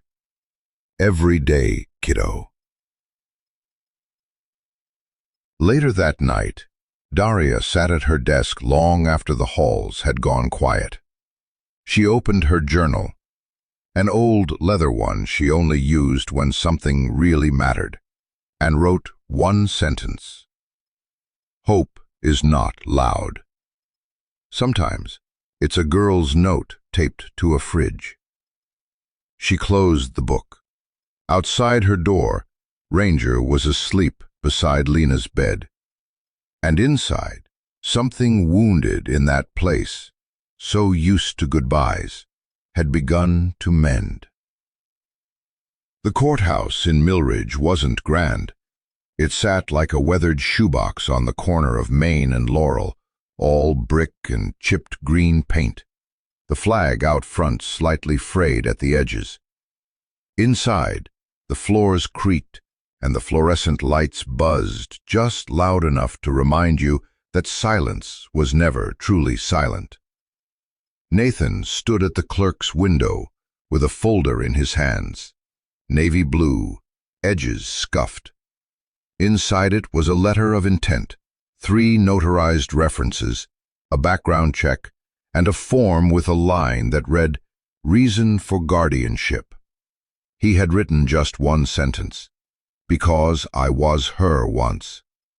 The clerk didn't smile, didn't offer judgment, just stamped the corner and slid the paperwork into a tray behind the counter.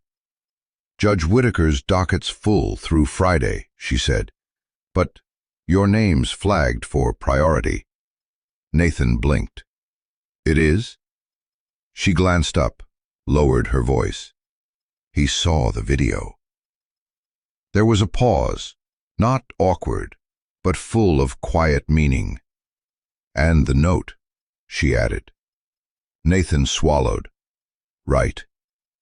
Back in his truck, the engine idling low, Nathan sat with his hands still on the steering wheel. Ranger was in the passenger seat, ears alert but relaxed, as if he too understood the gravity of what had just happened. I don't know if I'm doing this right, Nathan muttered. Ranger didn't move. But I can't not do it. He leaned back, eyes closing briefly against the weight of it all. Hearts and hearths had come through like they promised.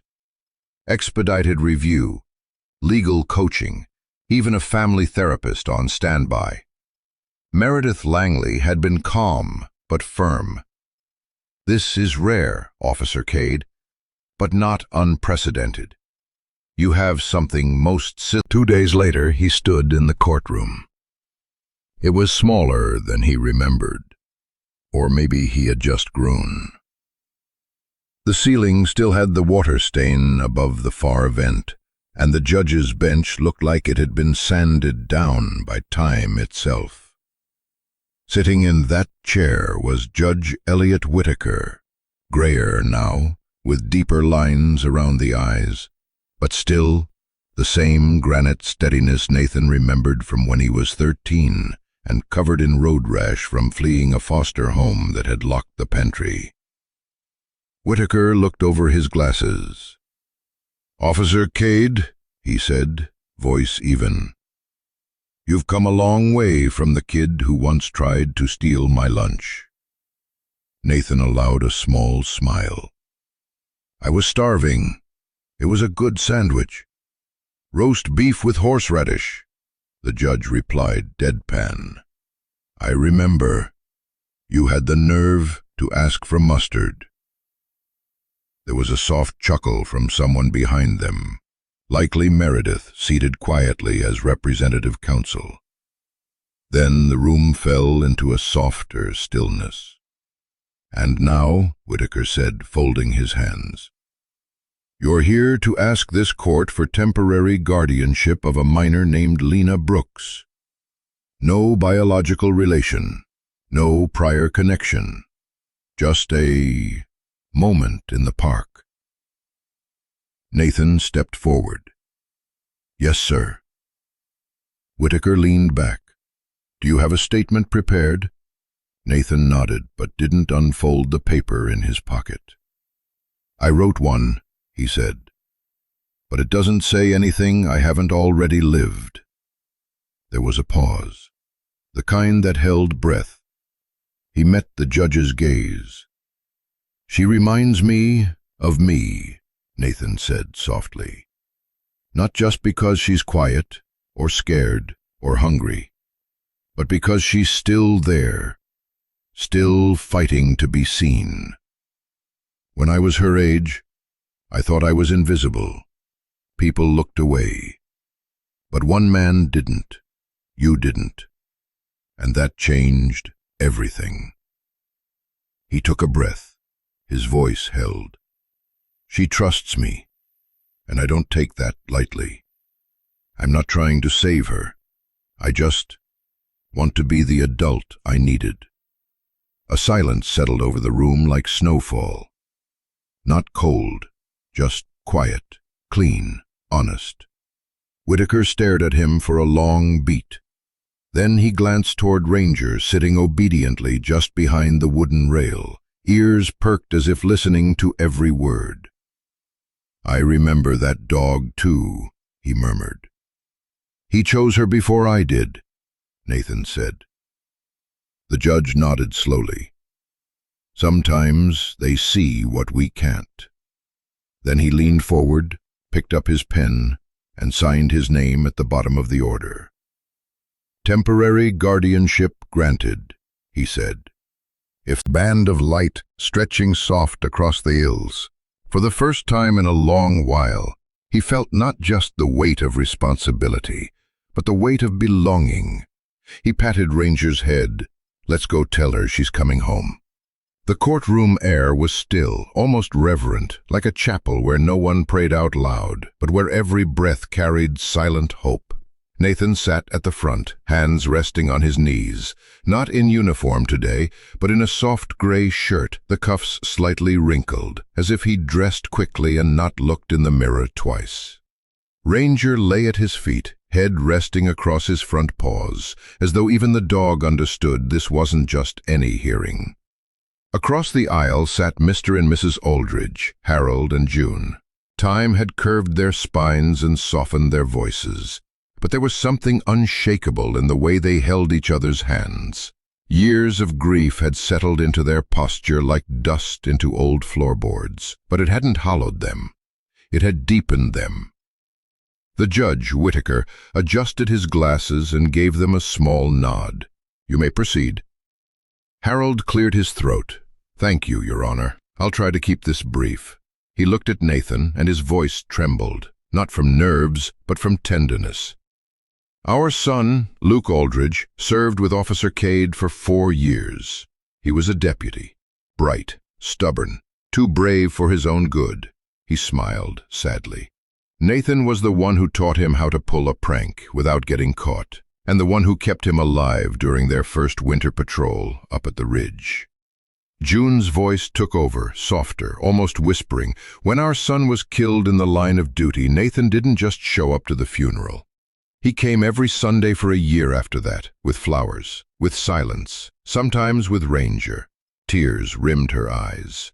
"We thought we'd lost everything, but Nathan, he stayed. Not because he had to, because that's who he is." She looked at the judge, then back at Nathan. "You're asking if this man should raise a child. We say he already has. He raised our hope back from the dead." A hush fell over the room. The judge offered a small, respectful nod. "Thank you, Mr. and Mrs. Aldridge." Next was Daria Brooks. She rose from her seat with the quiet confidence of someone who had learned how to survive. Her blazer was thrifted but clean, her posture erect. She carried her past not as shame, but as proof. "Your Honor," she began, "I've worked in child services for over a decade. I've seen children who've been broken by the world, and I've seen adults who've helped glue those pieces back together." She turned slightly so her gaze met Nathan's. "Years ago I was homeless, 19, no coat. The city was wrapped in ice. I had frostbite beginning in 2 fingers when I collapsed behind the library dumpster." A ripple of discomfort stirred in the courtroom, not from judgment, but from the ache of picturing it. Officer Cade was on patrol. He found me. He gave me his jacket, called an ambulance, and waited with me until they arrived. I couldn't feel my hands, but I remember how he held them in his and said, "You don't disappear just because no one's looking. I see you." She let that hang in the air a moment. I've carried that with me, into this job, into every scared, hungry child who walks through our doors. And now, I get to witness him doing it again, with Lena. She turned to Judge Whitaker, voice clear and unwavering. "If there's anyone I'd entrust with the soul of a child, it's the man who reminded me I still had one." The last to speak was Meredith Langley, Director of Hearts and Hearths, a woman who moved with quiet conviction and had spent the better part of her life standing between systems and the children who fall through them. Her heels clicked softly on the courtroom floor as she approached the stand. "I run an organization that works with emergency foster placement," she said simply. "We've seen the worst, but every so often, we witness something else. Not perfection, not fairy tales, but something raw and real, something we call earned trust. She turned to Nathan. I saw the video of the park. Not the one that went viral. The raw one Claire Jennings gave me. Before the music, before the edits. She looked back to the judge. What I saw was a man whose body language matched the instincts of a trauma dog, who let a child speak when she wanted, who didn't touch her until she leaned first, who shared food, not pity, who made space, not decisions. That matters, Your Honor. That's what heals. She stepped back slightly. This isn't charity. This is continuity. A girl who has already chosen a protector, and a protector who doesn't see her as a project, but as a person. Then she added gently, this man is a healer. With or without our organization's help, we are simply here to affirm what he's already done. When the testimonies ended, the silence wasn't empty. It was full of eyes blinking faster than normal, of breath held too long, of hearts trying not to spill too early. Judge Whitaker didn't speak right away. He looked over his bench, gaze steady. Testimony is more than evidence, he finally said. It is memory, offered freely. And I believe memory is where character lives. He looked at Nathan. You've low and deliberate. Not because the paperwork demands it, but because the heart sometimes needs to hear what the law already knows. The room was hushed, the kind of silence that didn't ask for stillness but for reverence. Nathan straightened just slightly in his seat, not out of pride, but because the weight of waiting had finally lifted enough for his spine to remember hope. Whitaker continued, I took in a boy once, skinny, half-feral, too quiet for his own good. He sat on my porch step for 3 days before he said a word. That first sentence, the judge smiled faintly. Is the dog yours? Soft laughter stirred from the back row. I didn't raise Nathan to become anything perfect. I raised him to become someone who shows up, who doesn't walk away, who understands that healing isn't about fixing someone, it's about staying long enough for them to fix themselves. He looked directly at Nathan, something fatherly flickering behind the robes and rules. I raised you to do this. Nathan's jaw tensed. His eyes didn't well, but something in him shifted. Like a door that had been closed too long finally creaked open just enough for light to spill through. Whitaker tapped the folder before him. Effective immediately, I am granting Officer Nathan Cade temporary guardianship of Lena Brooks, with review for permanence within 90 days. A soft sound rippled through the courtroom, not applause, not quite, just the involuntary hush of breath becoming emotion. One person clapped, then another, but it wasn't loud. It was careful, respectful, like the way people clap at the end of a prayer. Nathan stood, not tall, not heroic, just real.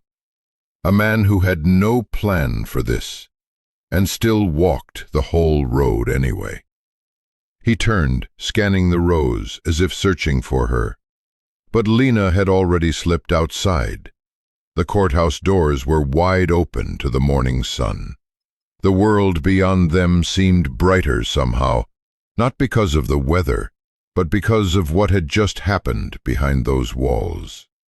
Down the courthouse steps, across the grass, past the fountain long dry with budget cuts, and pigeons nesting in its cracks, stood Lena. She held the blanket Nathan gave her that first night. It dragged behind her like a trailing memory. She spotted Ranger first, and Ranger, who had waited like no child ever should have to wait, lifted his head the moment her feet hit the concrete. He let out one short bark, then trotted forward, ears alert, tail unfurling like a banner. She didn't cry out, she ran. Ranger met her halfway, his body lowering instinctively as she threw herself toward him. His eyes were not on the ink or the seal. They were on the child who had once asked if Ranger would stay. And now he had the answer. Across the street, Claire Jennings lifted her phone but didn't film. Some moments weren't meant for posts or headlines. Some were just meant to be held. Mr. and Mrs. Aldridge, seated on the courthouse bench, nodded to Nathan as he passed them. June whispered something into Harold's shoulder. "It's full circle, love. Finally." Later that day, the framed order would be hung not in some cold government file, but above a kitchen table that hadn't known laughter in years.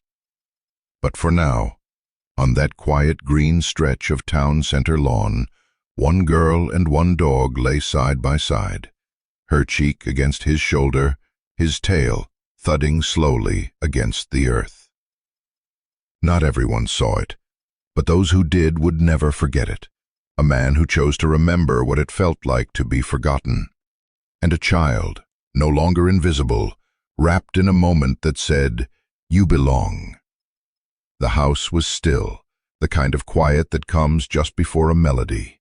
Morning light slipped through linen curtains, casting gentle lines across the patchwork quilt. Dust floated like it had nowhere else to be. Lena opened her eyes, not with fear but disbelief. Warmth pressed against her side. Ranger. The big German shepherd lay curled beside her, his breath steady and calm like a silent promise. "You're safe now." She sat up slowly, still in her star-covered pajamas. On the nightstand, a toothbrush rested beside a cup of water and a note in shaky handwriting. "You're home. N." The warmth wasn't just in the bed, it was in the air, in the quiet. She whispered to herself, "It's warm here." Down the hall something sizzled, the scent of real pancakes, not powdered, drifted through. Ranger was up first, trotting to the door with a soft huff before looking back. Lena followed. Her feet brushed the floor cautiously, like she was learning how to walk in a dream. At the stove, Nathan flipped a pancake and gestured with the spatula. "Got two more, one with blueberries, one plain." Ranger's vote was plain. Lena stood in the doorway, unsure. Nathan turned, met her eyes, and offered a smile just big enough. "Morning, kid." She nodded. "Hi." He placed a plate on the table, warm pancakes, melting butter, a glass of milk, a worn cloth napkin, laid out just for her. Ranger curled beside the chair, eyes half closed but watching everything. She touched his back, then sat. Nathan didn't press. He poured syrup on his own pancakes, sipped coffee from a chipped mug, and spoke gently. "That room was my mom's sewing space. Never could throw out her fabric. She'd like knowing someone's using it." Lena chewed her first bite quietly. "We only had toast at home, cinnamon sugar, but only when Dad wasn't there." "Winter," Lena said plainly. Like she'd said it so many times the pain had dulled. Nathan folded his hands. "Mine passed a long time ago, too. People say time helps. I think we just learn how to walk around the hole." Silence settled, but not the aching kind. The kind that lets your chest expand again. Later, Lena helped carry dishes to the sink. No one asked her to, she just did. Her fingers shook a little, but Nathan only smiled. "Got something for you," he said. Outside, on the porch swing, sat a brand-new backpack.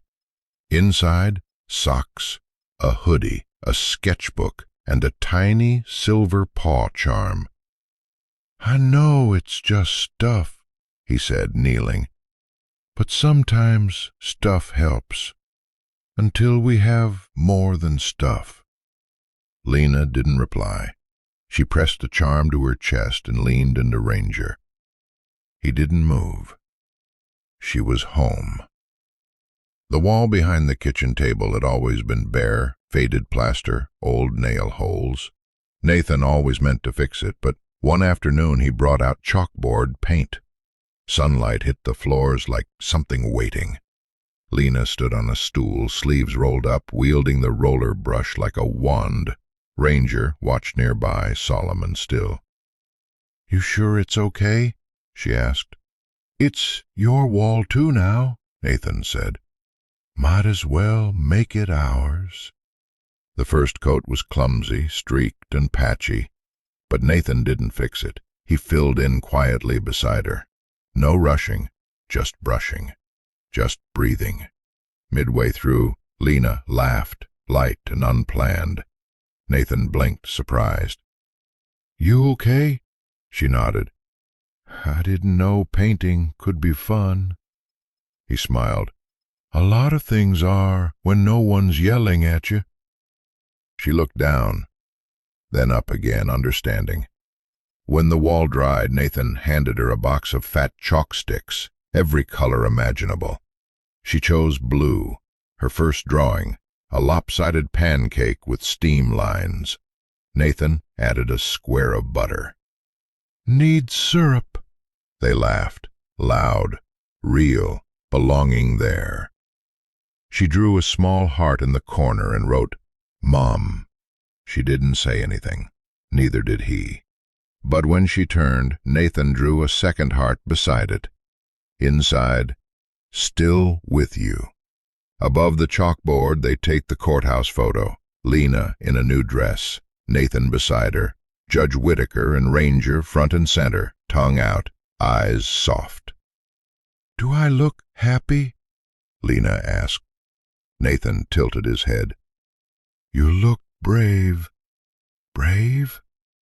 Only the brave can smile with their whole face when they've had reason not to." Lena pulled the gold chalk stub from the box and drew over, tail sweeping like a metronome of home. "I used to hate walls," Lena murmured. "They always meant being alone." Nathan looked at her. "And now?"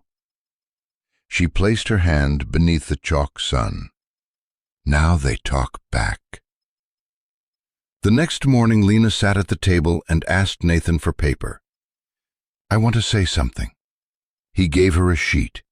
She wrote in silence, then folded it twice and wrote on the outside, "For the people who don't know me yet." Nathan read it that afternoon, blinked hard. "Can I show someone who might help more people hear you?" She nodded. Claire Jennings posted it the next morning. No headline, just a scan of Lena's note. "My name is Lena. I used to think I was invisible, like a balloon someone let go of, floating but forgotten. I slept behind a store where nobody looked. I didn't know people could be kind for no reason. But then a dog found me. Then a man gave me half his sandwich and didn't ask me to leave. Then the people around him didn't either. I don't want things. I just want to say thank you for not turning away, for making space for someone small. You reminded me that I matter. If you see someone like me, please don't be afraid to care. It changes everything." From Lena, age 9. The internet lit up. The first comment, "I see you, Lena."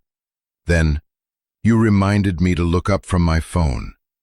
By noon, thousands. From nurses, teachers, veterans, former foster kids, all saying you matter. You helped us remember what matters too. A city councilwoman read it aloud in session. The mayor whispered afterward, "God help us if we ever need reminding again." Nathan didn't tell Lena everything about the blog hits, the radio, the media. He just printed a few comments and pinned them around the chalkboard wall. That night, Lena read them slowly. I read your letter to my kids. You are the kind of strong I want to be. She traced one line. Do they mean it? Nathan nodded. Every word. It feels weird, like being seen all at once. That's okay, he said. Sometimes the world needs to see what it forgot to look for. 2 days later, Claire came by with a framed print of Lena's letter. Matte paper, reclaimed wood. I wanted her words to live somewhere. Nathan nodded toward the chalkboard. They already do. Lena ran a hand across the glass. I didn't know letters could make people cry. Nathan smiled. The best ones do. They don't yell. They just sit still and open something inside you. And from that day forward, no one forgot her name. Not because of a letter, but because it reminded her.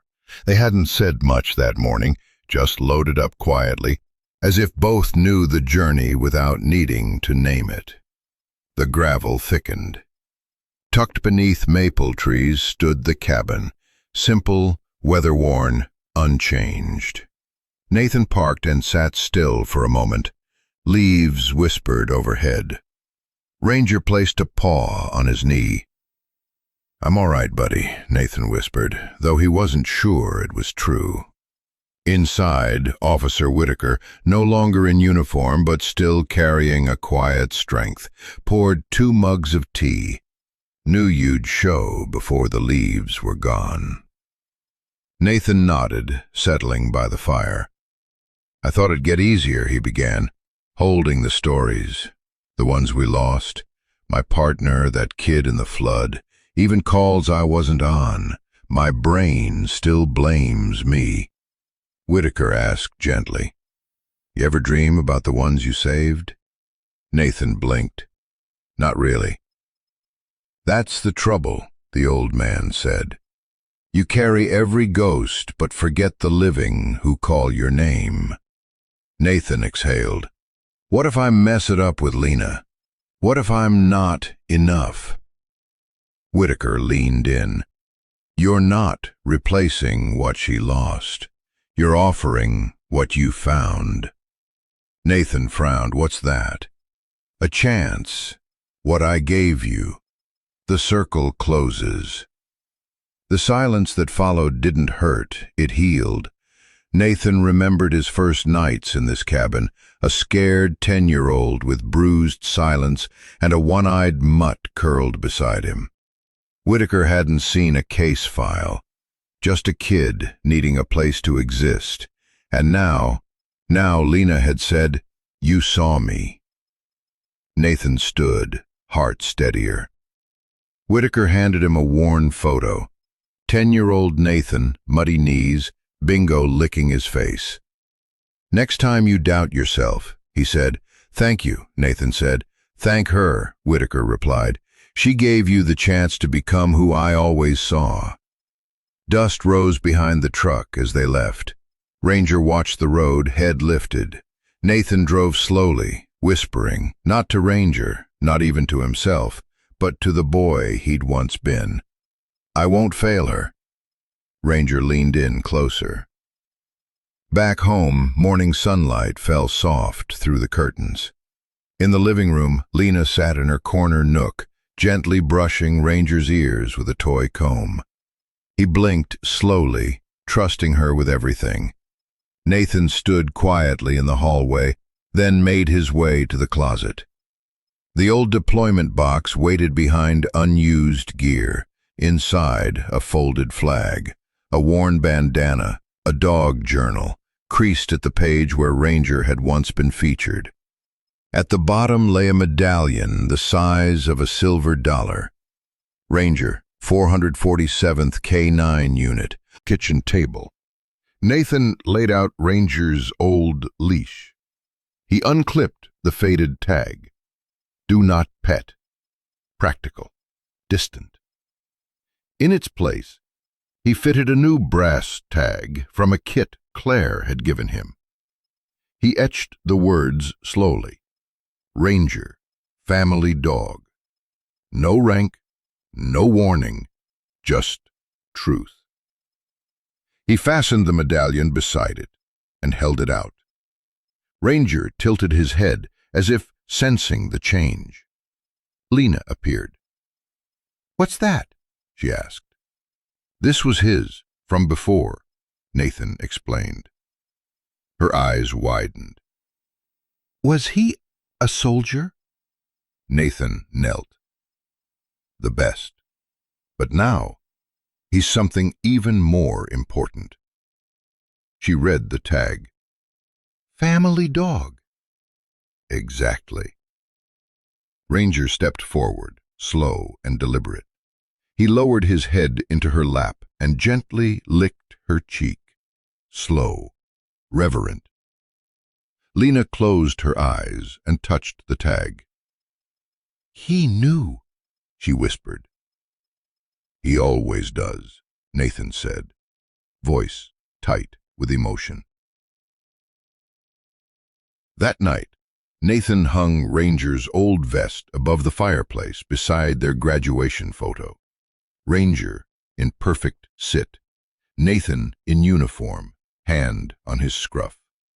Beneath it, he lit a single candle. Quiet honor. But in his pocket, he kept the old tag, "Do not pet," a reminder of what had been, but no longer what defined them. Wind rustled the trees. The house exhaled into stillness. Nathan slept on the couch, one hand curled around a weathered field journal. Ranger lay nearby, breath steady. Then, a whimper. A cry. Nathan was up before thought. In Lena's room, she sat upright, fists clutching the blanket. "Mama!" she sobbed. "Don't go! Don't!" Nathan didn't speak. He just walked in, sat on the edge of her bed, and waited. Her breath shook, eyes open but lost. Ranger appeared a second later. He climbed onto the bed and lay across her legs, solid, warm, steady. Lena froze, then collapsed into him. She didn't thank him. She just held on. Nathan placed a hand on her back. No words, just presence. He remembered that ache, where comfort feels like betrayal, where being held hurts more only because it lets the pain soften. So he stayed. Her sobs quieted. Her breath slowed, sinking with Ranger's. Much later, Lena lifted her head. Someone had. Now it was his turn, and in the silence, Ranger's tail thumped once against the bed. Not loud, just enough to say, "She's ours now, and we're staying." The morning felt different. There was sun, not warm, but light enough to feel like hope. Nathan stood at the kitchen counter, buttering toast. Lena sat across from him, legs swinging, backpack too big for her shoulders. Ranger sat between them, sensing the shift. The night before, Lena had said quietly, "I think I want to go back to school." Nathan had looked at her, more than her words. "Okay, just a little." The drive was quiet, comfortable. Ranger's head rested between the seats, breath warm on Lena's arm. She didn't pull away. At the school, Nathan opened her door. Lena took his hand, then jumped down. Inside, the halls smelled like pencil shavings and dry erase markers. At room 12B, Miss Harrow stood waiting with a kind smile. Lena paused.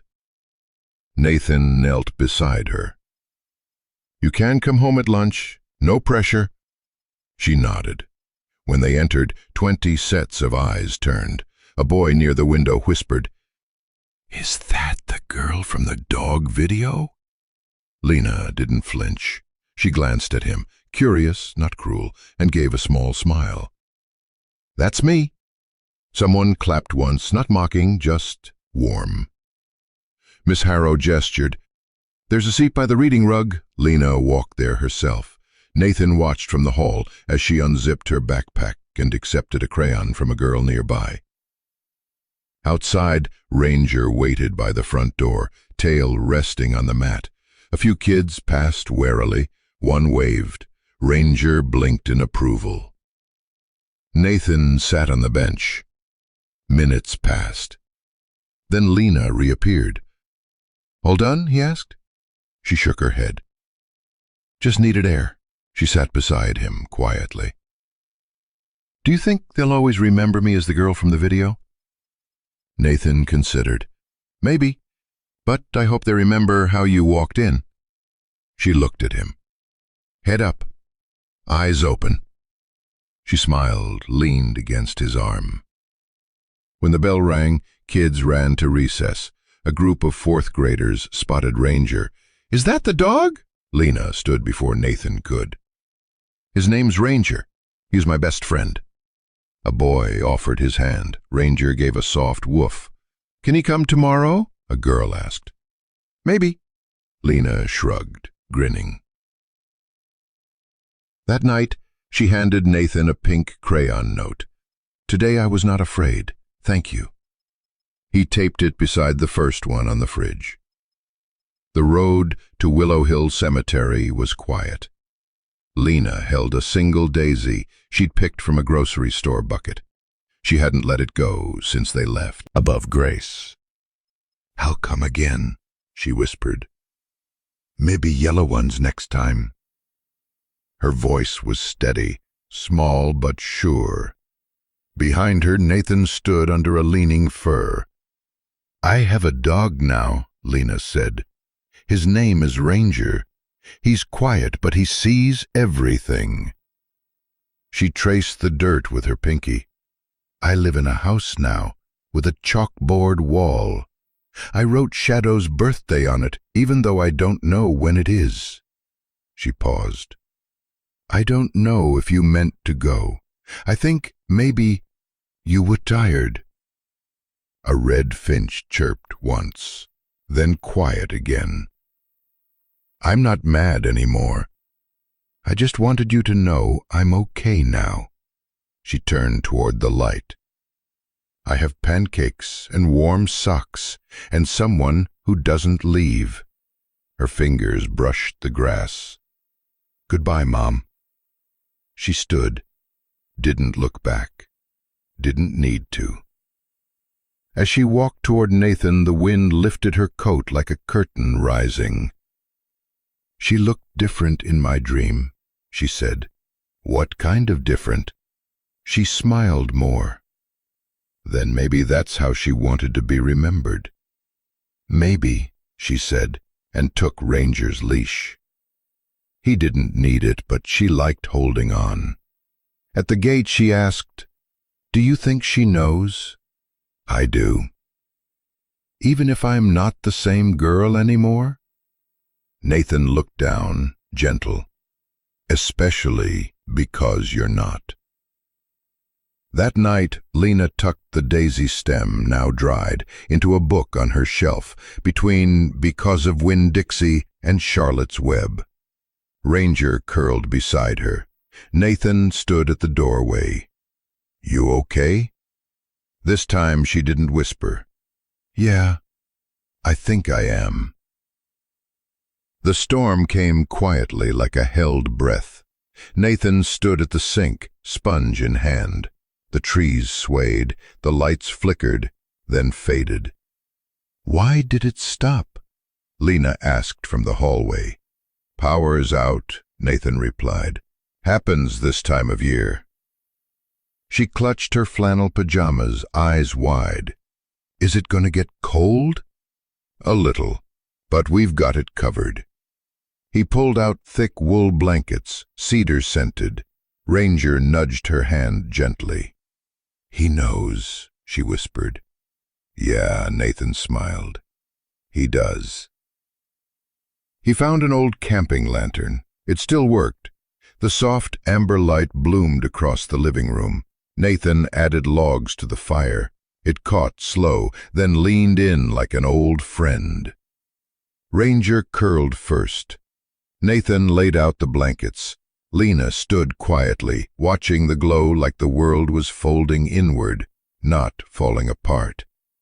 But panic came anyway. A twitch of fingers, a dart of the eyes. Ranger, cheek against his fur. He didn't move, just breathed, slow and sure. Nathan sat nearby. He read from a dog-eared book. Nothing deep, just rhythm to anchor them. Lena's eyes drifted, then closed. Her fingers never left Ranger's coat. Near midnight, the lantern dimmed. Nathan didn't replace the batteries. He let the dark come slowly. The fire popped softly. Lena stirred. "Are you still there?" Nathan shifted closer, resting a hand on her back. "Right here." And Ranger, still pressed to her side, her second heartbeat. She exhaled and fell back asleep. Outside, the wind finally let go. At dawn, the fridge hummed. Lights flickered back. But no one moved. Lena slept, mouth open slightly, one arm flung over Ranger's chest, like she belonged there. Nathan, on his back on the floor, watched the fan turn slowly overhead. It didn't mark minutes. It marked trust. He smiled. The storm had tested them, and they'd held on, together. Spring came to Riverbend the way a child wakes from a long nap, slow, then radiant. By mid-April, the snow melt vanished into the earth.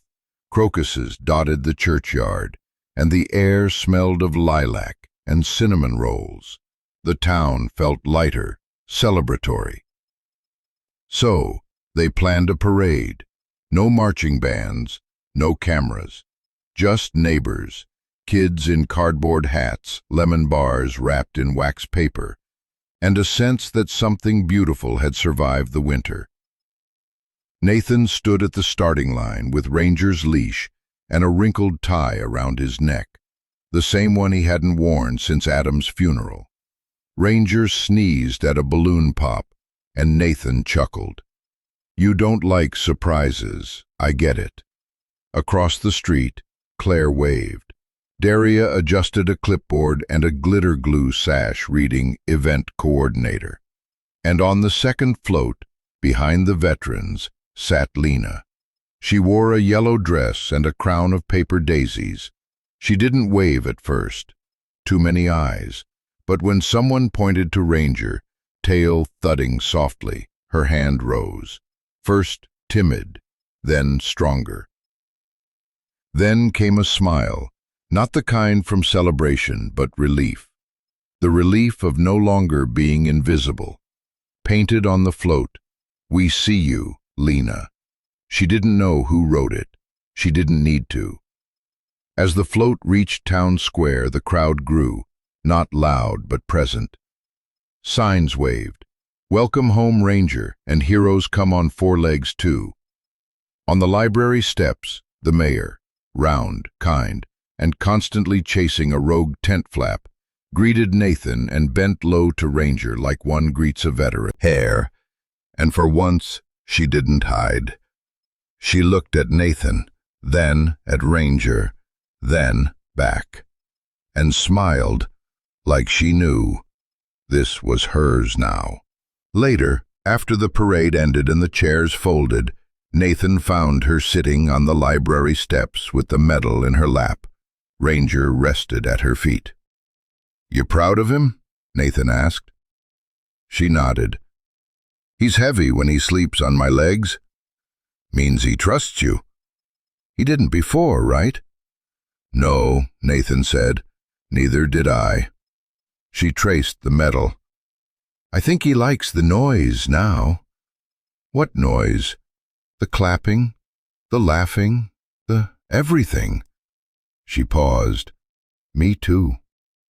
Across the square, someone played a recorder off-key. A grill hissed. The scent of onions floated on the breeze. Ranger's medal caught the light. So did Lena's crown. And Nathan exhaled, not in caution, but in hope. The courthouse ceremony was short, quiet. A vase of wildflowers, folding chairs, cupcakes from Claire. Judge Whitaker brought tissues he claimed were for allergies. Nathan sat beside Lena. Her dress had tiny stars sewn into the collar. Her shoes didn't match. She liked them that way. Ranger lay beneath their feet, chin on Nathan's boot, eyes half closed, but alert. I don't have a speech, Nathan said, but I have a promise. He looked at her. She didn't blink. I promise to protect you, to listen, to never disappear. I don't know everything about being a dad, but I know how to stay. Lena reached for his hand. Judge Whitaker leaned forward. Miss Lena, would you like to tell the court what you'd like to be called? She stood. Lena Cole. Applause, soft but real. Claire snapped a photo. Ranger barked once, startling everyone, then making them laugh. Later, as they exited into sunlight, Lena touched her new ID card. Her name, Lena Cole, bold across the bottom. She smiled. Do we live different now? She asked. Nathan crouched. We don't live different. We live together. Back home, no banner, no fanfare, just warmth. Ranger trotted to his sunlit corner. Lena walked the room, differently now, because now it was hers. Drawings still decorated the chalkboard wall. Pancakes, Ranger in a cape, Shadow's birthday. A photo from the courthouse, framed by Daria, sat nearby. She passed the fridge, saw her first note, because of the rain, but because there was no rush anymore. Nathan held the door, not like a guardian, like a promise. Inside smelled of cinnamon and pine. The heater hummed. Ranger's leash hung unused beneath the wooden sign Nathan had carved. Home is who you come back to. They wandered toward the chalkboard wall, now layered with months of memories. Lena stood on her toes and added a photo from that morning. Nathan in his brown jacket, her with a cupcake, Ranger between them, medals shining. It's our first anniversary, she said. Since what? Nathan asked. Since I got found. She picked up a stub of pink chalk and wrote beneath the photo, This isn't just where I live, it's where I was found. Nathan said nothing. Some truths don't need applause. Ranger thumped his tail once, slow, steady, like punctuation. They spent the rest of the day doing nothing special, which, in its own way, was everything. Grilled cheese sandwiches, music on the radio, Ranger half dozing on the rug. Lena sketched. A house, a dog, 2 stick figures, then added a third, smaller, rounder. Who's that? Nathan asked. Might be a sister, might be a friend, just someone else who needs finding. Nathan nodded. Then we'll be ready. That night, Lena brushed her teeth in the hallway bathroom, once too scary to enter alone. Her cup had a name. So did her toothbrush. A note on the mirror still read, You matter. She didn't need to read it anymore. In her room, no longer the guest room, Fairy lights glowed softly. Her name hung above the bed. She knelt beside it, not to pray, just to whisper, "Thanks." When Nathan checked on her, she was already asleep, Ranger at her side, one ear up. She held a small stuffed bear, the one from the intake center, now with a yarn collar. A sticker on it, Cole. Nathan smiled, adjusted the blanket on her shoulders. Outside, the rain had stopped. The house was quiet. But it was the kind of quiet that's earned, the kind that says, not only has something ended, but something better has begun. He turned off the light, paused, then whispered, "We're home." Kate. In a world that can often feel chaotic or indifferent, the quiet loyalty of a dog, especially a German Shepherd, reminds us that love doesn't always need words. It's in the way they wait by the door, in how they watch us without judgment, and in the silent comfort of simply being there when the world gets heavy. Hi. These stories aren't just about rescue, they're about being rescued back. If this story stirred something in you, maybe